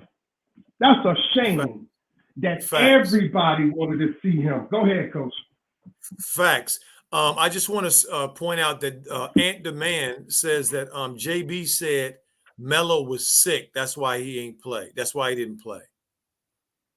Okay, so the only thing I can go to for that is the old adage that I came up with, which may not be applicable anymore. So that's why I want you, I want the family, I want y'all in the chat to give me what you think about what I'm getting ready to say here about that information that Ant the Man just gave us in the chat about what JB said about Melo, and that's this. If you put on a uniform and you go out to the field of play or the court or the rink or the diamond, whatever sport you play, then that means that you're ready to play. That means that you're available to play. Because if you're not available to play, you shouldn't be on the bench in uniform. You should be in street clothes, letting everybody know that if you can't play, you don't play. And you don't play if you're injured, not hurt. I'll repeat, you don't play if you're injured, not hurt. That's right. I've seen many of professional athletes, may it be basketball, the NBA, NFL, Major League Baseball, tennis, soccer, whatever. Great players playing through sickness, flu, cold, sickness, fever, head cold, whatever. Michael Jordan is known for one of his best games in the playoffs against Utah, and he had a temperature over 101. And he played. See, so for me, pass me with that thing there. Pass me with that nonsense. Because they always got some excuse at 20-18 in the first quarter, Chicago and Memphis. Chicago up by 2. Okay. They always coming up with some tailor-made excuse, some excuse that came from Hallmark or something. I don't know. But they always got some excuse to why they can't treat Melo the right way. Fact. Why he can't be treated like everyone else. There's always some rationale that comes up. And I'm just not buying it. Sell somebody else that crap. I ain't buying it. And Leon Black said, amen, Coach Joe. Before you say that, my brother, I want to I asked the chat that before. Hold on for a second, my brother. I asked the chat to see what give me their view on that. Joey says, shaking my head, Coach, I agree. Jam Will says, you play. Leon Black said, amen. Appreciate that. Duke said, ain't the man. Hold on. Duke Tugwell said, exactly, Coach. They did not want him to shine in the garden on the big stage. They hate him. Ain't the man said, that's facts, Coach Joe. I believe he made that up with no explanation. See, this is what I'm talking about. Thank you, family, for sharing that. So I'm not the only one that sees this. So go ahead, my Everybody, brother. I'm sorry. Everybody see it. You know, everybody. And then I feel like, you know, people who pay for their league pass, people who pay for their, you know, Ticketmaster, you know, seats, you know, for the game, to me, they are completely, the word is, they're offended, they upset, and they want their money back. They want their money back because they are not given what they're paying for. But they meaning the Hornets, knows this. They know what the rhythm. They know what the rhythm says about Meloverse. They know that when you look at ticket sales from before he got there to where it is now, they know that, wow, money is poured in hand over fist. And maybe some of the bad investments that I've made with this Robin Hood thing that went on with GameStop that lost all his money in a day, the owner of the Charlotte Hornets, maybe he's trying to get some of that money back. Nobody knows, but it looks like it to me. See, this is the if it quacks like a duck, it walks like a duck, it's a duck. See, this is the thing, family, that we sitting here that we're sharing with you guys, is that when there's always some excuse. So when people come up with reasons, it seems like they always come up with some reasons for why they didn't perform, why they didn't do whatever it is they were supposed to do. Something, okay, coming up with some narrative. That's what this sounds like to me. See, there's an old philosopher. I said this once before, and I'm going to say it for the new people. There's a philosopher back in the 1800s called Occam. And he invented a theory that's known as Occam's razor today. And basically what it is this. Like us today, we have competing ideas. We're not really sure what's going on with Melo. Is he hurt? Is he sick? Did he get into a fight with JB or scuffle with a teammate or disagreement with somebody? What is the deal? Okay. We don't really know what it is. So we're speculating. So how do we know? Well, Occam says, because the truth is probably the most simple. And what have we seen here as it relates to JB and his treatment of Melo? What has been consistent that he has been inconsistent?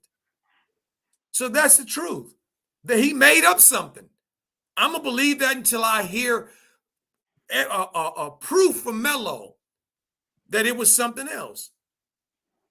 This is more of JB's shenanigans, because that has been a consistent theme since he's been in this organization. When Mitch Kupchak said in his first year that he had to earn it, as if his draft status didn't say he earned it. See, so that's where I'm coming from on that. Sandra Lang said, I can't listen to JB, man. Shut the F up. You ain't lying. CB 111 says, we're coming to get our check. Dr. Martin Luther King Jr., January 15th and 19th, 29 to April 4th, 1968. Happy MLK Day. Absolutely. See, again, a narrative. The dominant society, the other tribe members want to keep telling us that Dr. King was just about a dream and just about all of us holding hands and singing Kumbaya. And he didn't want anything for his people. Not true. Not true. He said, we come into Washington, D.C. on the March on Washington because America has given us, our Black Americans and Negroes have given us a blank check. that we tried to cash that came back as insufficient funds. Insufficient funds. They don't never talk about that. And they don't talk about that quote that he made too back in the day where he said, "We coming for our check. Reparations is what they owe us." And you can believe that. And the man said, he also said the NBA will be better without Zoe and Melo. Wow. Wow, who is that? Oh, you know what's funny, Coach Joe? Yes. Well, Lonzo and LaMelo are not playing today, and looking around, a lot of people are disappointed that they're not playing today. So that dude must be lying to himself for even saying that. But he knew he was doing that. He was a troll, cloud chaser, and that's what they do. These young brothers are not only talented, but a lot of young kids look up to him, and they have fame, and they have a lot of stuff that he doesn't have. So there's a lot of jealousy. And again, anybody with bad conscience, all they got to do is just bring up the Ball brothers in a negative light, and they'll get little clicks and media coverage. Facts. As they go to a commercial, and then one other dude on that Hornets team I like, and I wish he was on my Laker team, or I even wish he was on the Hornets team, and that's Kane. That boy can shoot. Mm-hmm. And he guards too. I love his floor game. He shoots. HL Kids say, facts, Coach Joe. We're not trying to hear that mess. You ain't lying.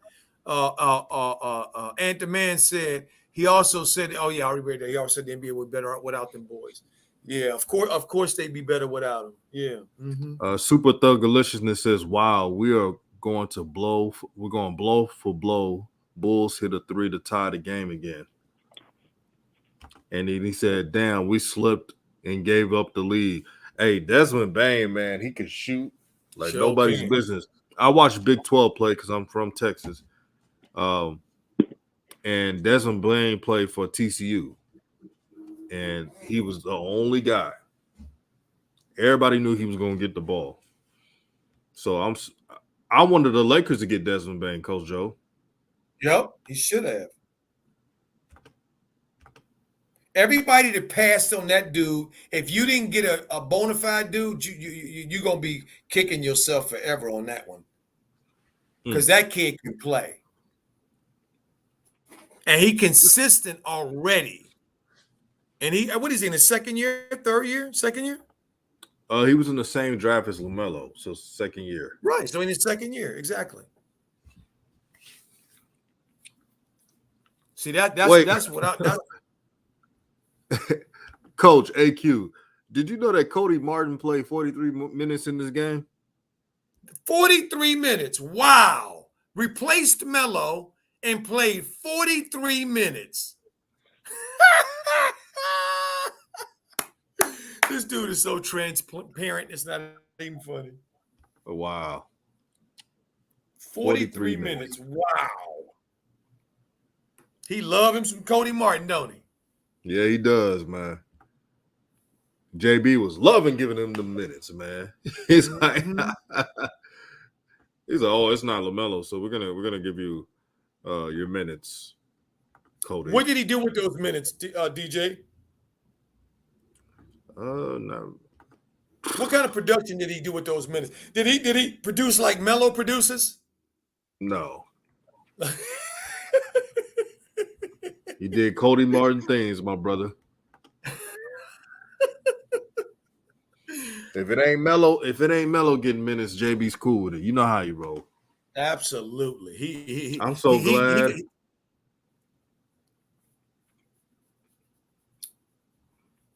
Go ahead, DJ. I said, I'm so glad that I'm not in mainstream media. Like, to sit back and just lie to yourself how inept this organization is funny. Facts. At 30 to 23, Memphis is up. The Chicago team, I want to switch a little bit to the game here, DJ.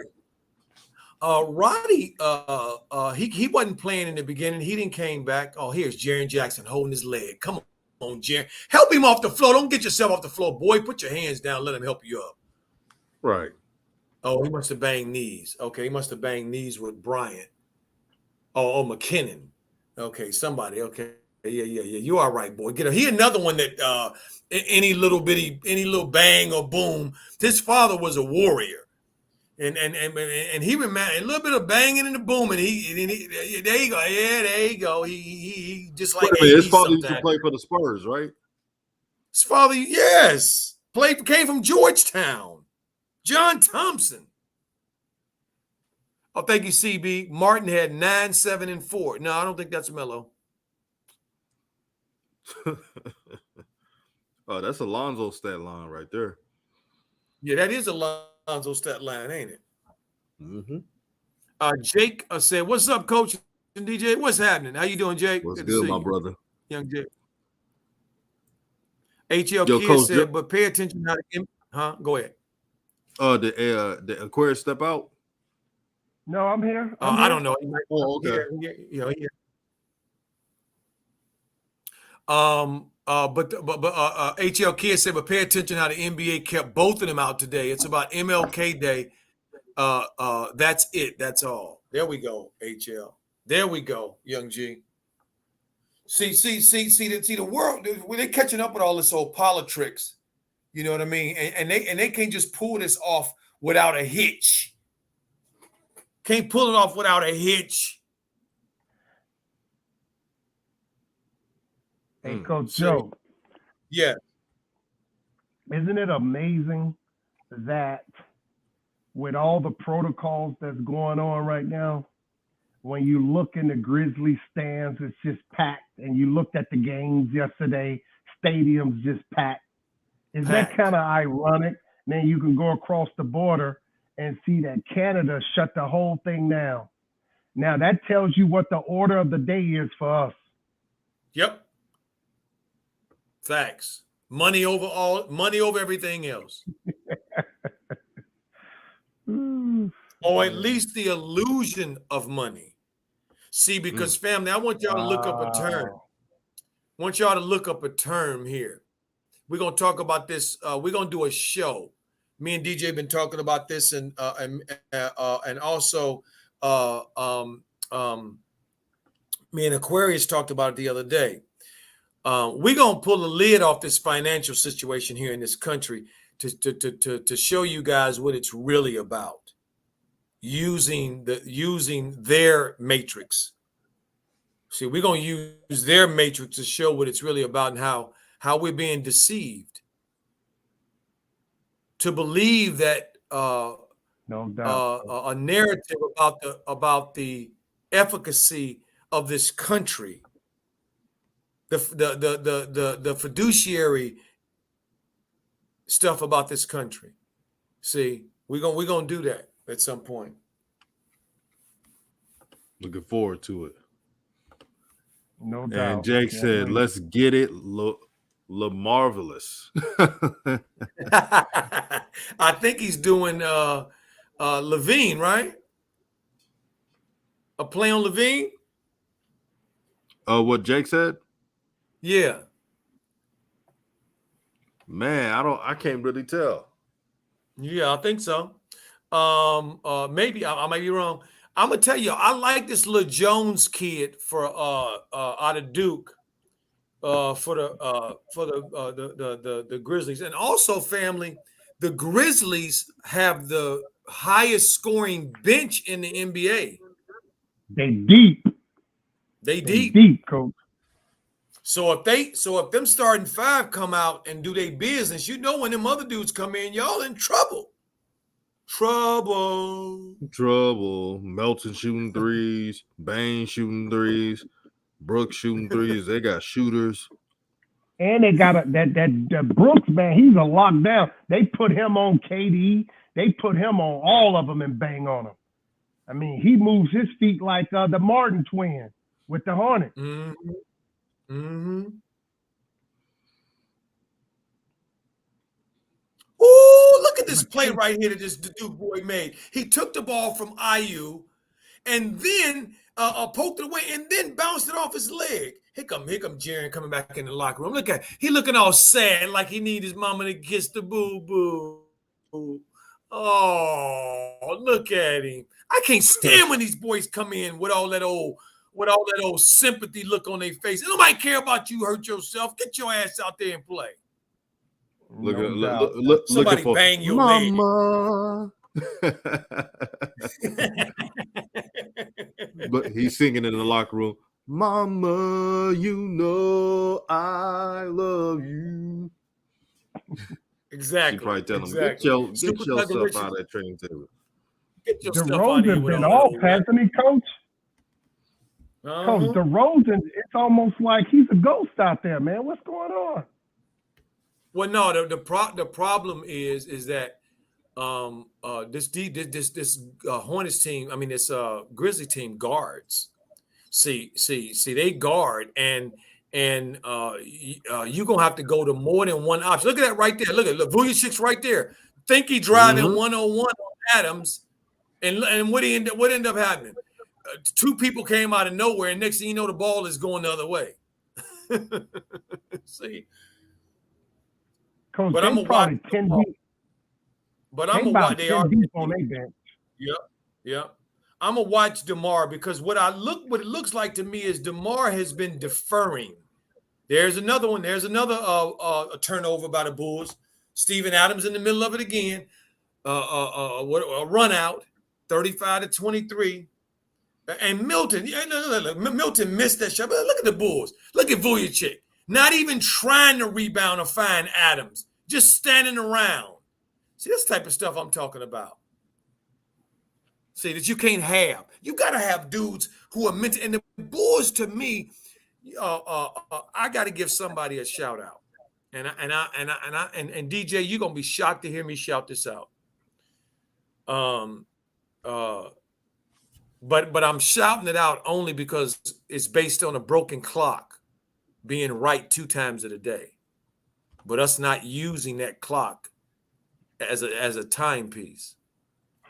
Stephen A. Smith today, is a notorious cowboy hater, obviously.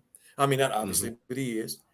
And so he was making a point to Michael Irvin today, the playmaker, on one of their shows today about why why he blames partly Michael for the Cowboys' 27 years of mediocrity, because that's what it's been. 27 years of mediocrity. That's how long it's been since they won a Super Bowl. So, Stephen A. said this to him, and I thought about it, and I said, I think he's right, and that's this: the Cowboys have drunk too much Kool-Aid, and Jerry Jones has been the pour of it. Yeah, that's See, right. and what they have done is he blamed Michael. He said, Michael, when you've been part of the blame here, because you have been patting these dudes on the back, cheesing, giving them all your blessings, as if those dudes have really done something, as if they really have held up the shield, the diamond, and they haven't. They don't deserve none of that talk that these Cowboys get, because they ain't done nothing. And those of us with long memories know that when the Cowboys started on that trek with Troy Aikman, Michael Irvin, and Emmitt Smith, when they first got Troy, they were 1-11. Am I lying, DJ? No, you telling the truth, my brother. They were horrible. But they worked. The veterans, the other guys from back in the past, they didn't start patting Tom Aikman him on the back and Emmett him on the back before they did anything. They didn't do that at all. But these dudes, they always getting patted on the back like they didn't did something. and Stephen A is right. There's too much Kool-Aid drinking in cowboy land, anointing people for doing things they ain't never did, and putting them in the company of greatness when they don't deserve it. And Coach Joe, same thing. Go ahead, DJ. You spend 1,000% truth, and Aquarius. You know how these locker room in the 90s, brother. Did you ever see the Cowboys just patting people on the back that didn't earn any major success? Well, the owner, again, we're talking about the owner. Right. Has solidified himself as your friend, and he really is friend with all the guys, Michael, Zeke, and all them. Maybe not so much that, but Tony Romo, Jason Witten, I can go down the line, and all those guys, DJ, they make that place their home. That's their home, most of them. Daryl Moose Johnson, Troy Aikman, Deion Sanders until he got the job. All of them live there. So the old mixed with the new, and they all go hang out at the same spot, tells the same jokes. And DeMarcus Ware and all these guys, they just see each other all the time. That's why Parson plays so well, because he was mentored this year by DeMarcus Ware, who won a Super Bowl with the Broncos. So you're not going to win a Super Bowl in Dallas now until you leave and go to another team, because I don't know if ownership really want to win. I think the ownership is happy with 12-4. I think the ownership is happy with winning the division every other year or every other 3 years. And he's a business savant. He's a marketing genius. It's on the negative side, we can say, I can go strong to the right, that he had the vision for the NFL. A lot of what you see today, the other owners, 31, they pay homage to him. He's the one that make the pendulum, when I talk about the law of rhythm, the natural law of rhythm. He make that pendulum swing all the way to the left, all the way to the right. That's Jerry Jones. So I don't know if it's good for him to win a Super Bowl, because as long as Cincinnati Bengals coming up, okay, they ain't gonna do it with Jeff Blake, black quarterback, or Keely Smith, but they damn sure gonna do it with Joe Burrows, the great white hope. So they know who they want. Them flags, yeah, a lot of them was on them, but a lot of them was against them too, because maybe, just maybe, the one that gives you the hug is the one that pushed that knife deep in your back. Woo! So I personally think the closest to you can do the most harm. That's right. And I believe the owner don't want to win, because since he won his 5, and he might be superstitious, I said it earlier, 5-point star, 5 world championships. Am I right, DJ? Right. Maybe 5 is the magic, the voodoo that he do. So maybe that is all he's going to get, but I will give you the whole world, Jesus, if you just go down that mountain there and do my will. And Jesus say, nope, get behind me, Satan. God has need of thee. But some people, they going to go down and he going to get the whole world. That's why he's the #1 franchise in all of sports on the planet. And maybe that is the game plan. So let's not talk so, on the negative side, because there's a lot of positivity that he's doing for other owners and teaching guys like Mark Cuban how to be owners too. And Mark bought that franchise, won him an NBA championship too. Why haven't the Hornet won? Mark Cuban did. He's a businessman. He knows nothing about basketball. He's a big fan. He's more of a fan of basketball than he is an owner. And all the time I see him sitting in the stands mingling with the people in Texas.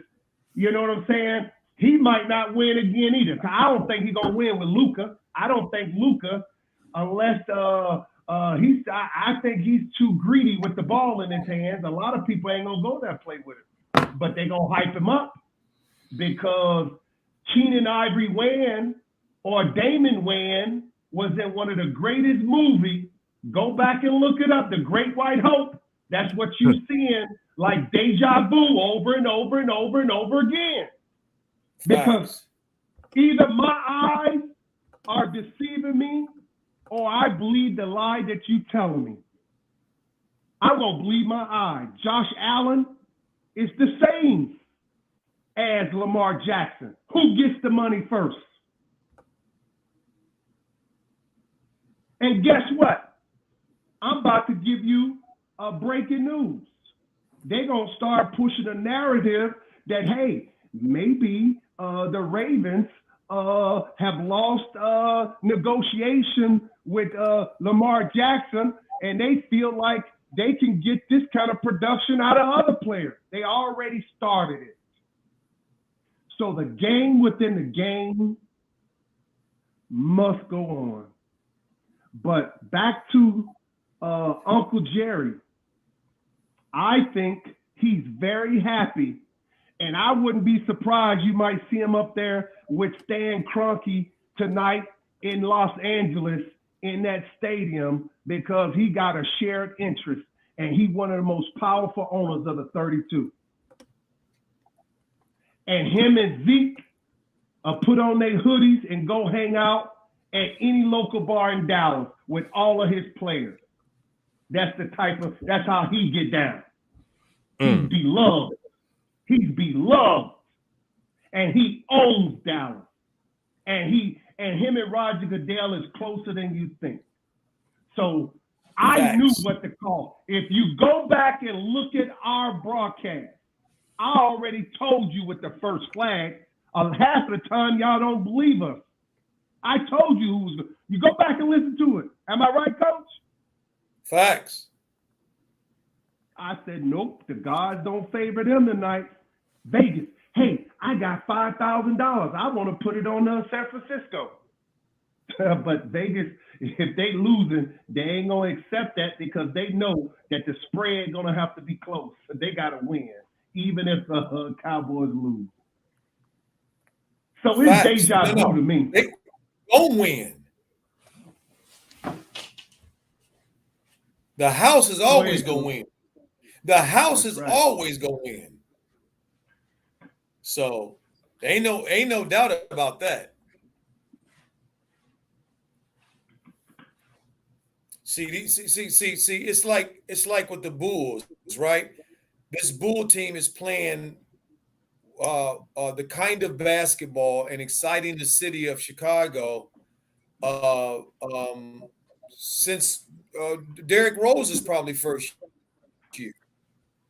couple years. They hadn't been packing that stadium like that, and since the Bulls was on their run. But you don't see the Bulls players. You don't see the Bulls players, the ones that won championships, nuzzling up to these guys here, telling them, "Yeah, you're gonna come in and win too. Yeah, you I know you great like I am." No, they ain't doing that. See, because DeMar DeRozan. See, look, DeMar. Michael Jordan lifted up the world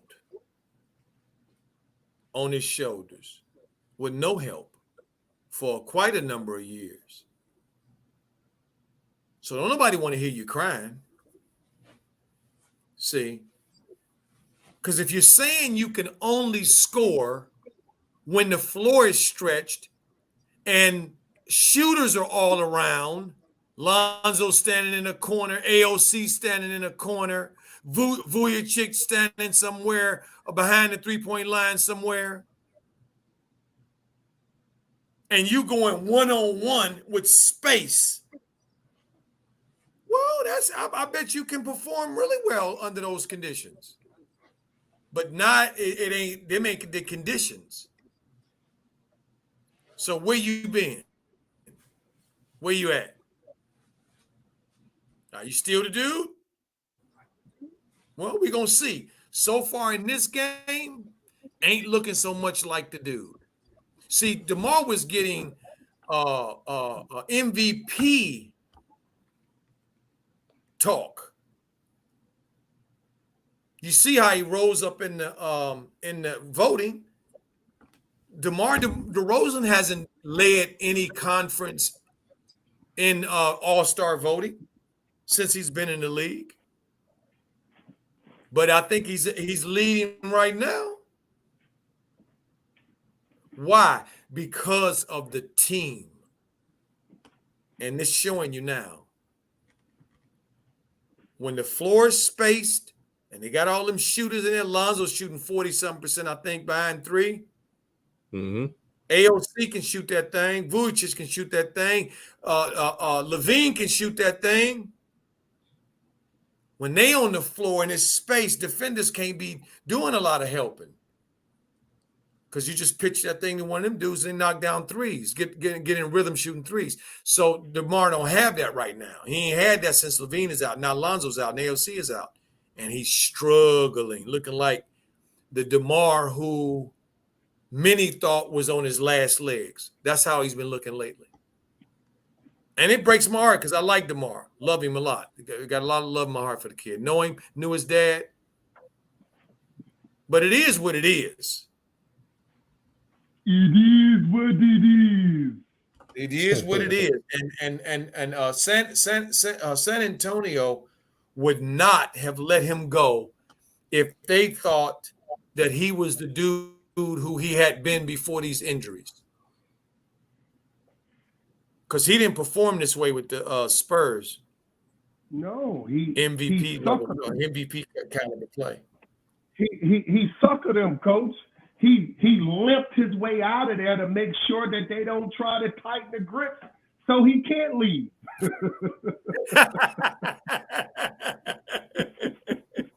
He was smart.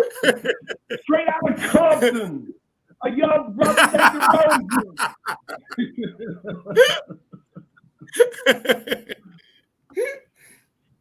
That's right, straight out of Compton. I mean, and I look on the floor at this Bulls team. This is why I picked the Grizzlies. When I look at that Bulls team, I see a whole lot of role players, man.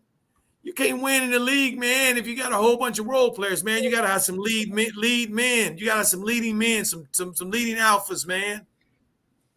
Can't win in this grown man professional sports if you ain't got exceptional, at least one or two exceptional dudes. Coach, I think that the NBA is treading very lightly on thin ice, and they know it. So they're not trying to buck the system. They're trying to give them compromise, cooperate, whatever you want to call it.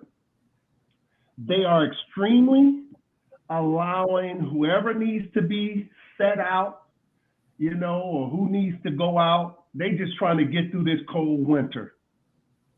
It's ice on the ground. You're probably right. So they just trying to whoever, and then you're going to see guys like George Paul come back. You're going to start, once it starts getting pretty and you start putting them seeds in the ground, it's harvest time in June. So she's right on time. She's just trying to get through this thing so she can have people in the stands. You know what I'm saying? Mm-hmm. Right now, let me give you a scenario right now. Besides this game tonight, against Rams and Cardinals. Besides that, if this holiday, Dr. Martin Luther King, I had a dream. If there wasn't all these basketball games that came on since midday on the East Coast, all the way till the Lakers tonight at 10:30, what kind of day would you have with all this ice on the ground?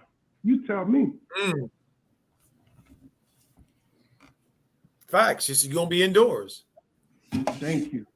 So talk to them, Yep. OG, about how we That's need right. whoever they can put in there. You know, because to me, it's awfully strange that the two Ball brothers on National Day, with everybody sitting at home, want to see some basketball, neither one is playing. So whatever they stand, spare me. I ain't buying it. Spare me. I ain't Facts. buying it. Damn, not to be all subject, but the Grizzlies, man, because I barely watch them play. To be honest with you, I only watch them play a couple of times, and I watch them play all the time, DJ. man, they're a fun team to watch. I can't front. They are that type of team, and credit to their coach for just building a juggernaut. Yeah, their organization. Shout out to the organization, right? They put together some great pieces here. They're young, mostly young dudes still. HL Kid says, Coach Joe, we both know DeMar is a Compton High boy, not a Dominguez High guy. So we both know what that means. I didn't want to go there, HL. I didn't want to go there, so I'm going to leave that statement right there. Because HL, I tried to get him over to the D. I tried. But, you know, it is what it is. Everything happens for a reason, right, Coach? That's right.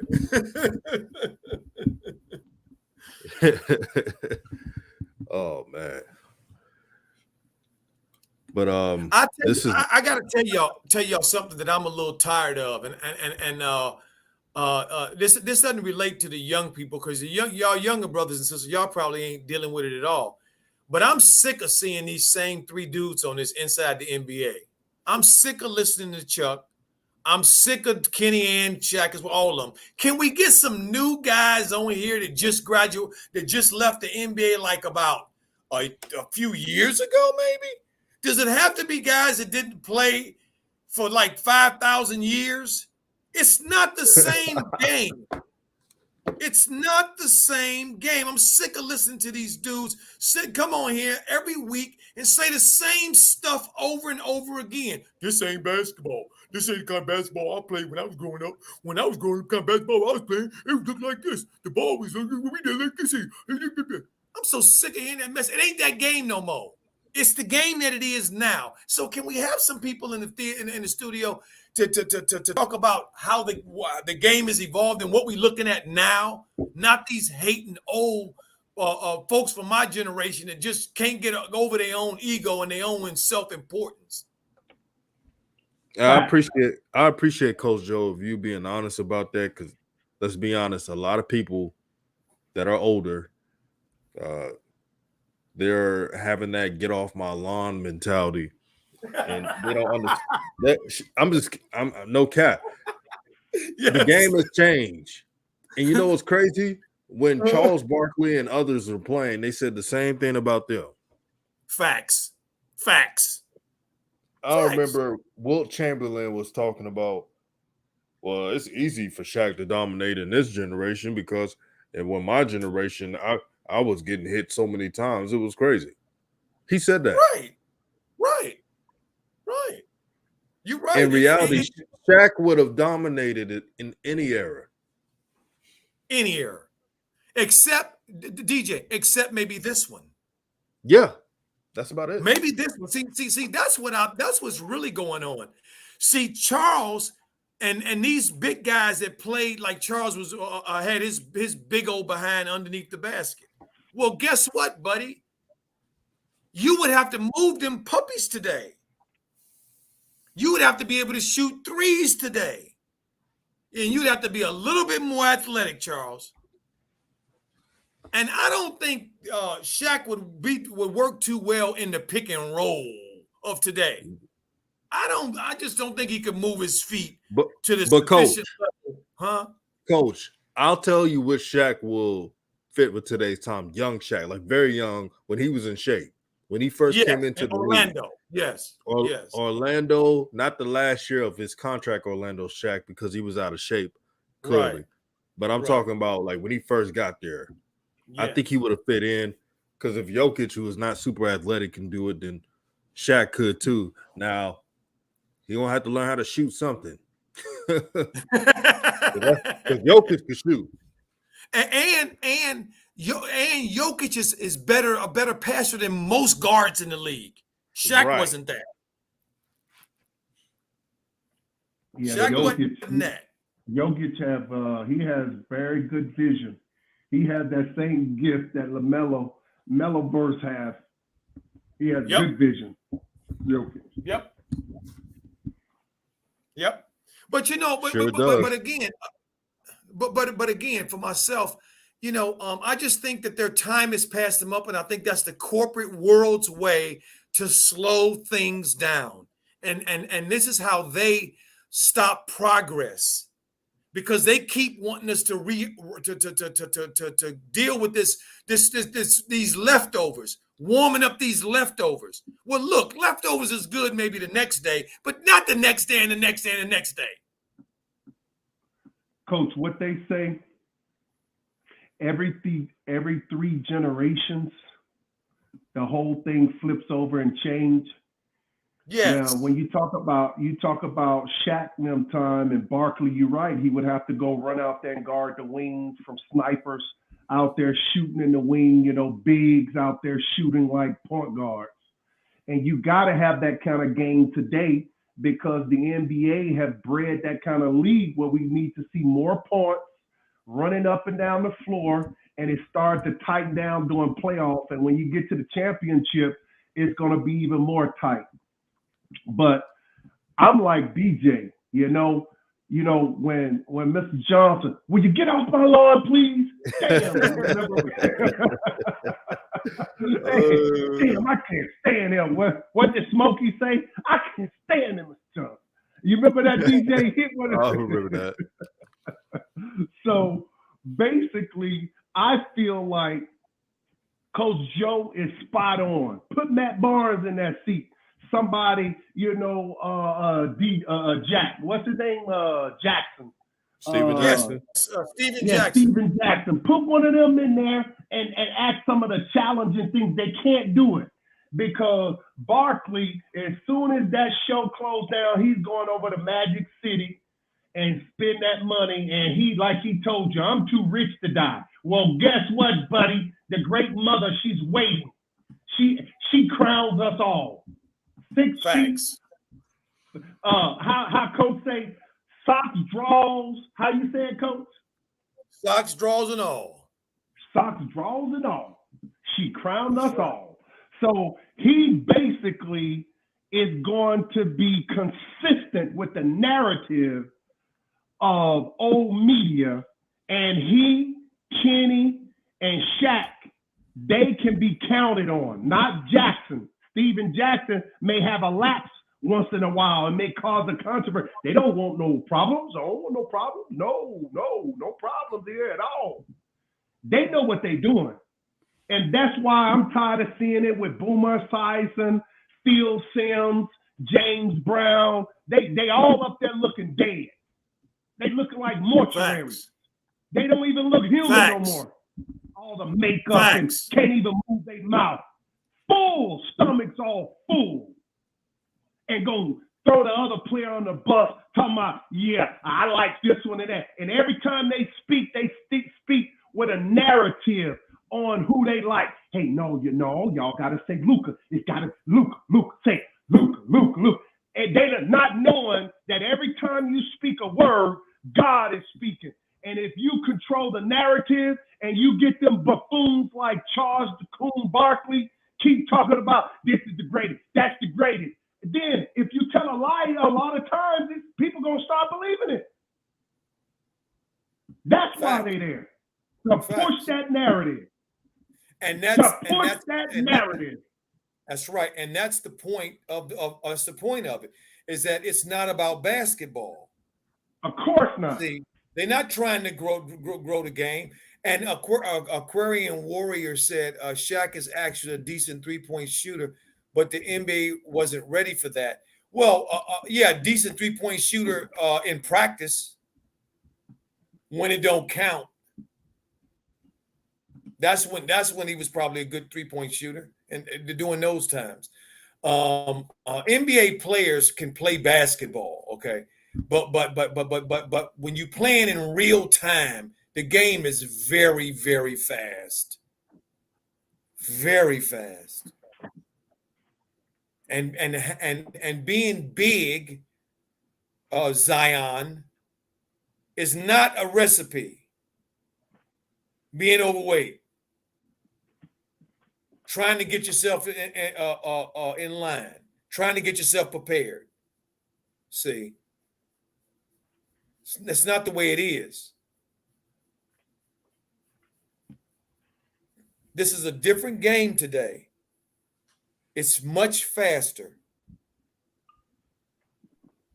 You got everybody on the floor has to be live today. Everybody on the floor wasn't live back in the day. In that way, weren't live in that way. See, I think that those older guys, a lot of those older guys, what they feel is they know that in today's game they wouldn't have been stars. Jealous. See, they wouldn't have been stars. That's what the deal is. And the money, Coach Joe. The money. That's right. See. That's in all today's we game, talk about somebody else's bag. That's right. And today's game, Kenny skills that he had more suits today's game than theirs. And they know that. But in their minds, they're better than Kenny.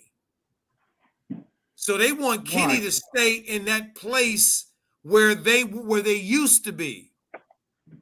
So that's why they downgrade. Another reason they always downgrade today's game. The players in today's game and the way they play the game today. Always got some shade to throw. See, always got some shade to throw. I mean, Charles to this day can't stand Steph Curry.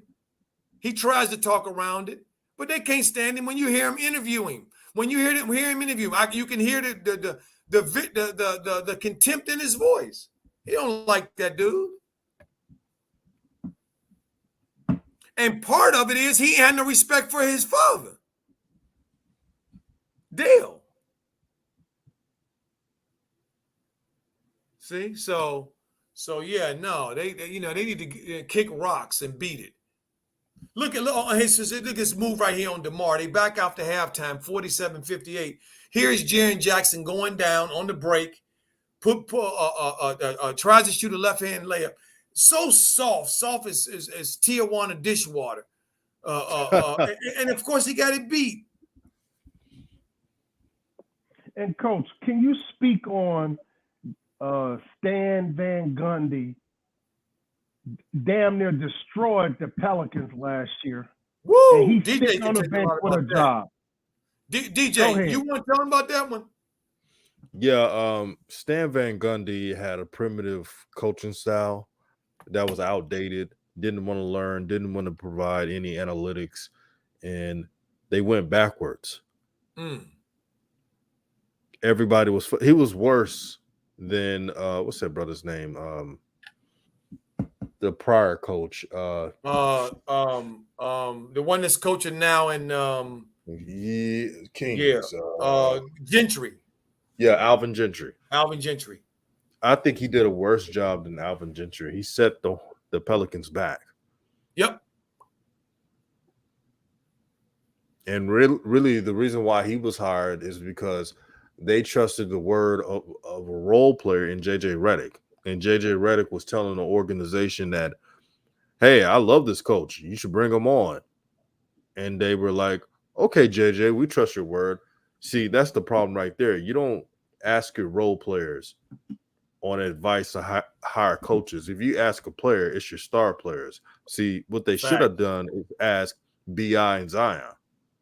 Those are 2 star players. Yep. Most importantly, B.I., who was made an all-star.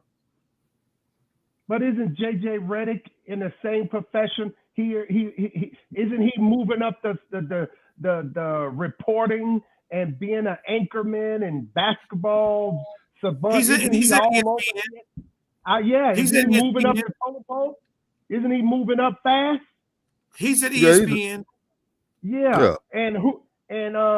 So Stan, isn't he a media person as well? Isn't he covering this game right here with the Mentally? Facts. He's a part of TNT. So do you see a connection there or no? I do. That's my point. Because both brothers are doing games.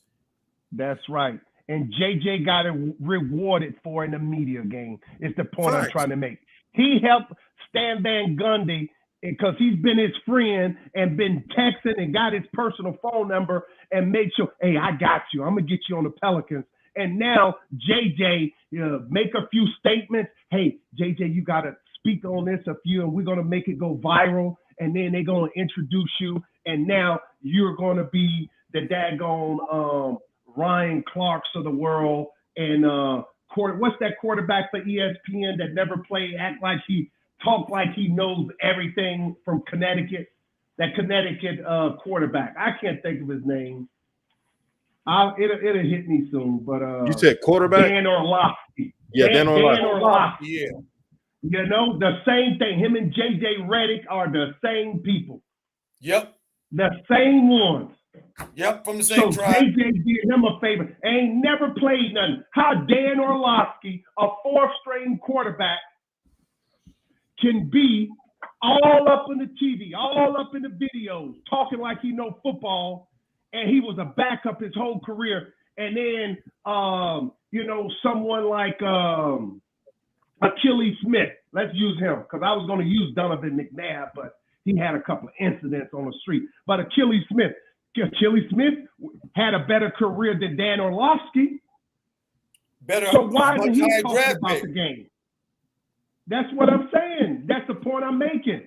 Facts. Because the tribes, they look out for theirs. And that's why I asked Coach that, is that you do me a favor, okay, JJ Redick, you get Stan Van Gundy to go tear up and destroy that Pelican foundation, what they was building, and then guess what, JJ? I'm going to get you into where you need to go in the media.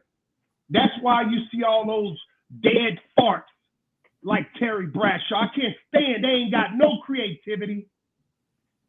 They can't even, it's always, I wouldn't do that in my days. Man, go somewhere in the sunset and lay your old Geritol behind down. Go lay down and go on the beach. Take your wife somewhere. That's why I have Terry's money. Yeah, I lost all respect. For Bruce Arians yesterday. Punked that kid because he was the lowest man on the totem pole. He wouldn't have elbowed and slapped Tom Brady upside the head, and nobody's talking about it today. And then, what? Man, you don't know? No, he did what? I talked about it when we started the show today.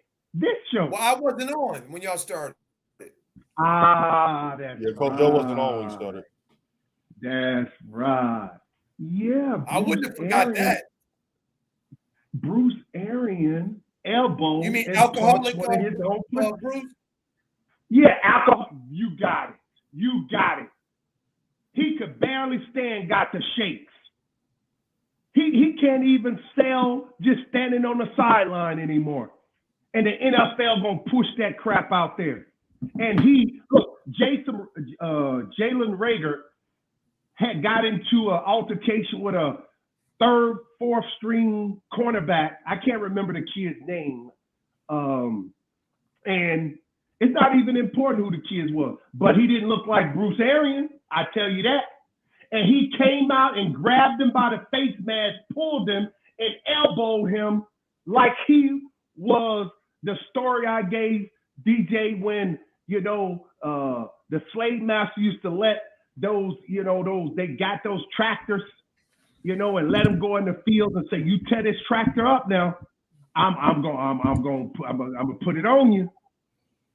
And then he goes down and the cotton gets stuck in the daggone GN thing that's sucking the cotton out, and he stops it up, and then he comes out, kick him in the butt, and he ain't even see who kicked him. He ran like somebody shot him like a bat out of hell, and turned around and looked. Said, "Oh, Mr. Pete, oh, I didn't know that was you." Wow. It's the same thing that's going on right now. Hold on, Aquarius. So you saying that Bruce Arian in yesterday's game went Woody Hayes? He went Woody Hayes. Unlike wow. their own old media. Go look it up. Type it in. You could Google anything these days. I'm gonna look at it. I can't believe that. Wow. Grabbed that man by the face mask, punched him, elbowed him, pushed on him, and the guy looked at him. Oh, that's you, Bruce. I didn't know that. And he just kind of ignored him and went back the other way. Wow. And the NFL gonna let that go on. How long? Like Tupac said, how long will they mourn me? How long are we gonna mourn these black babies?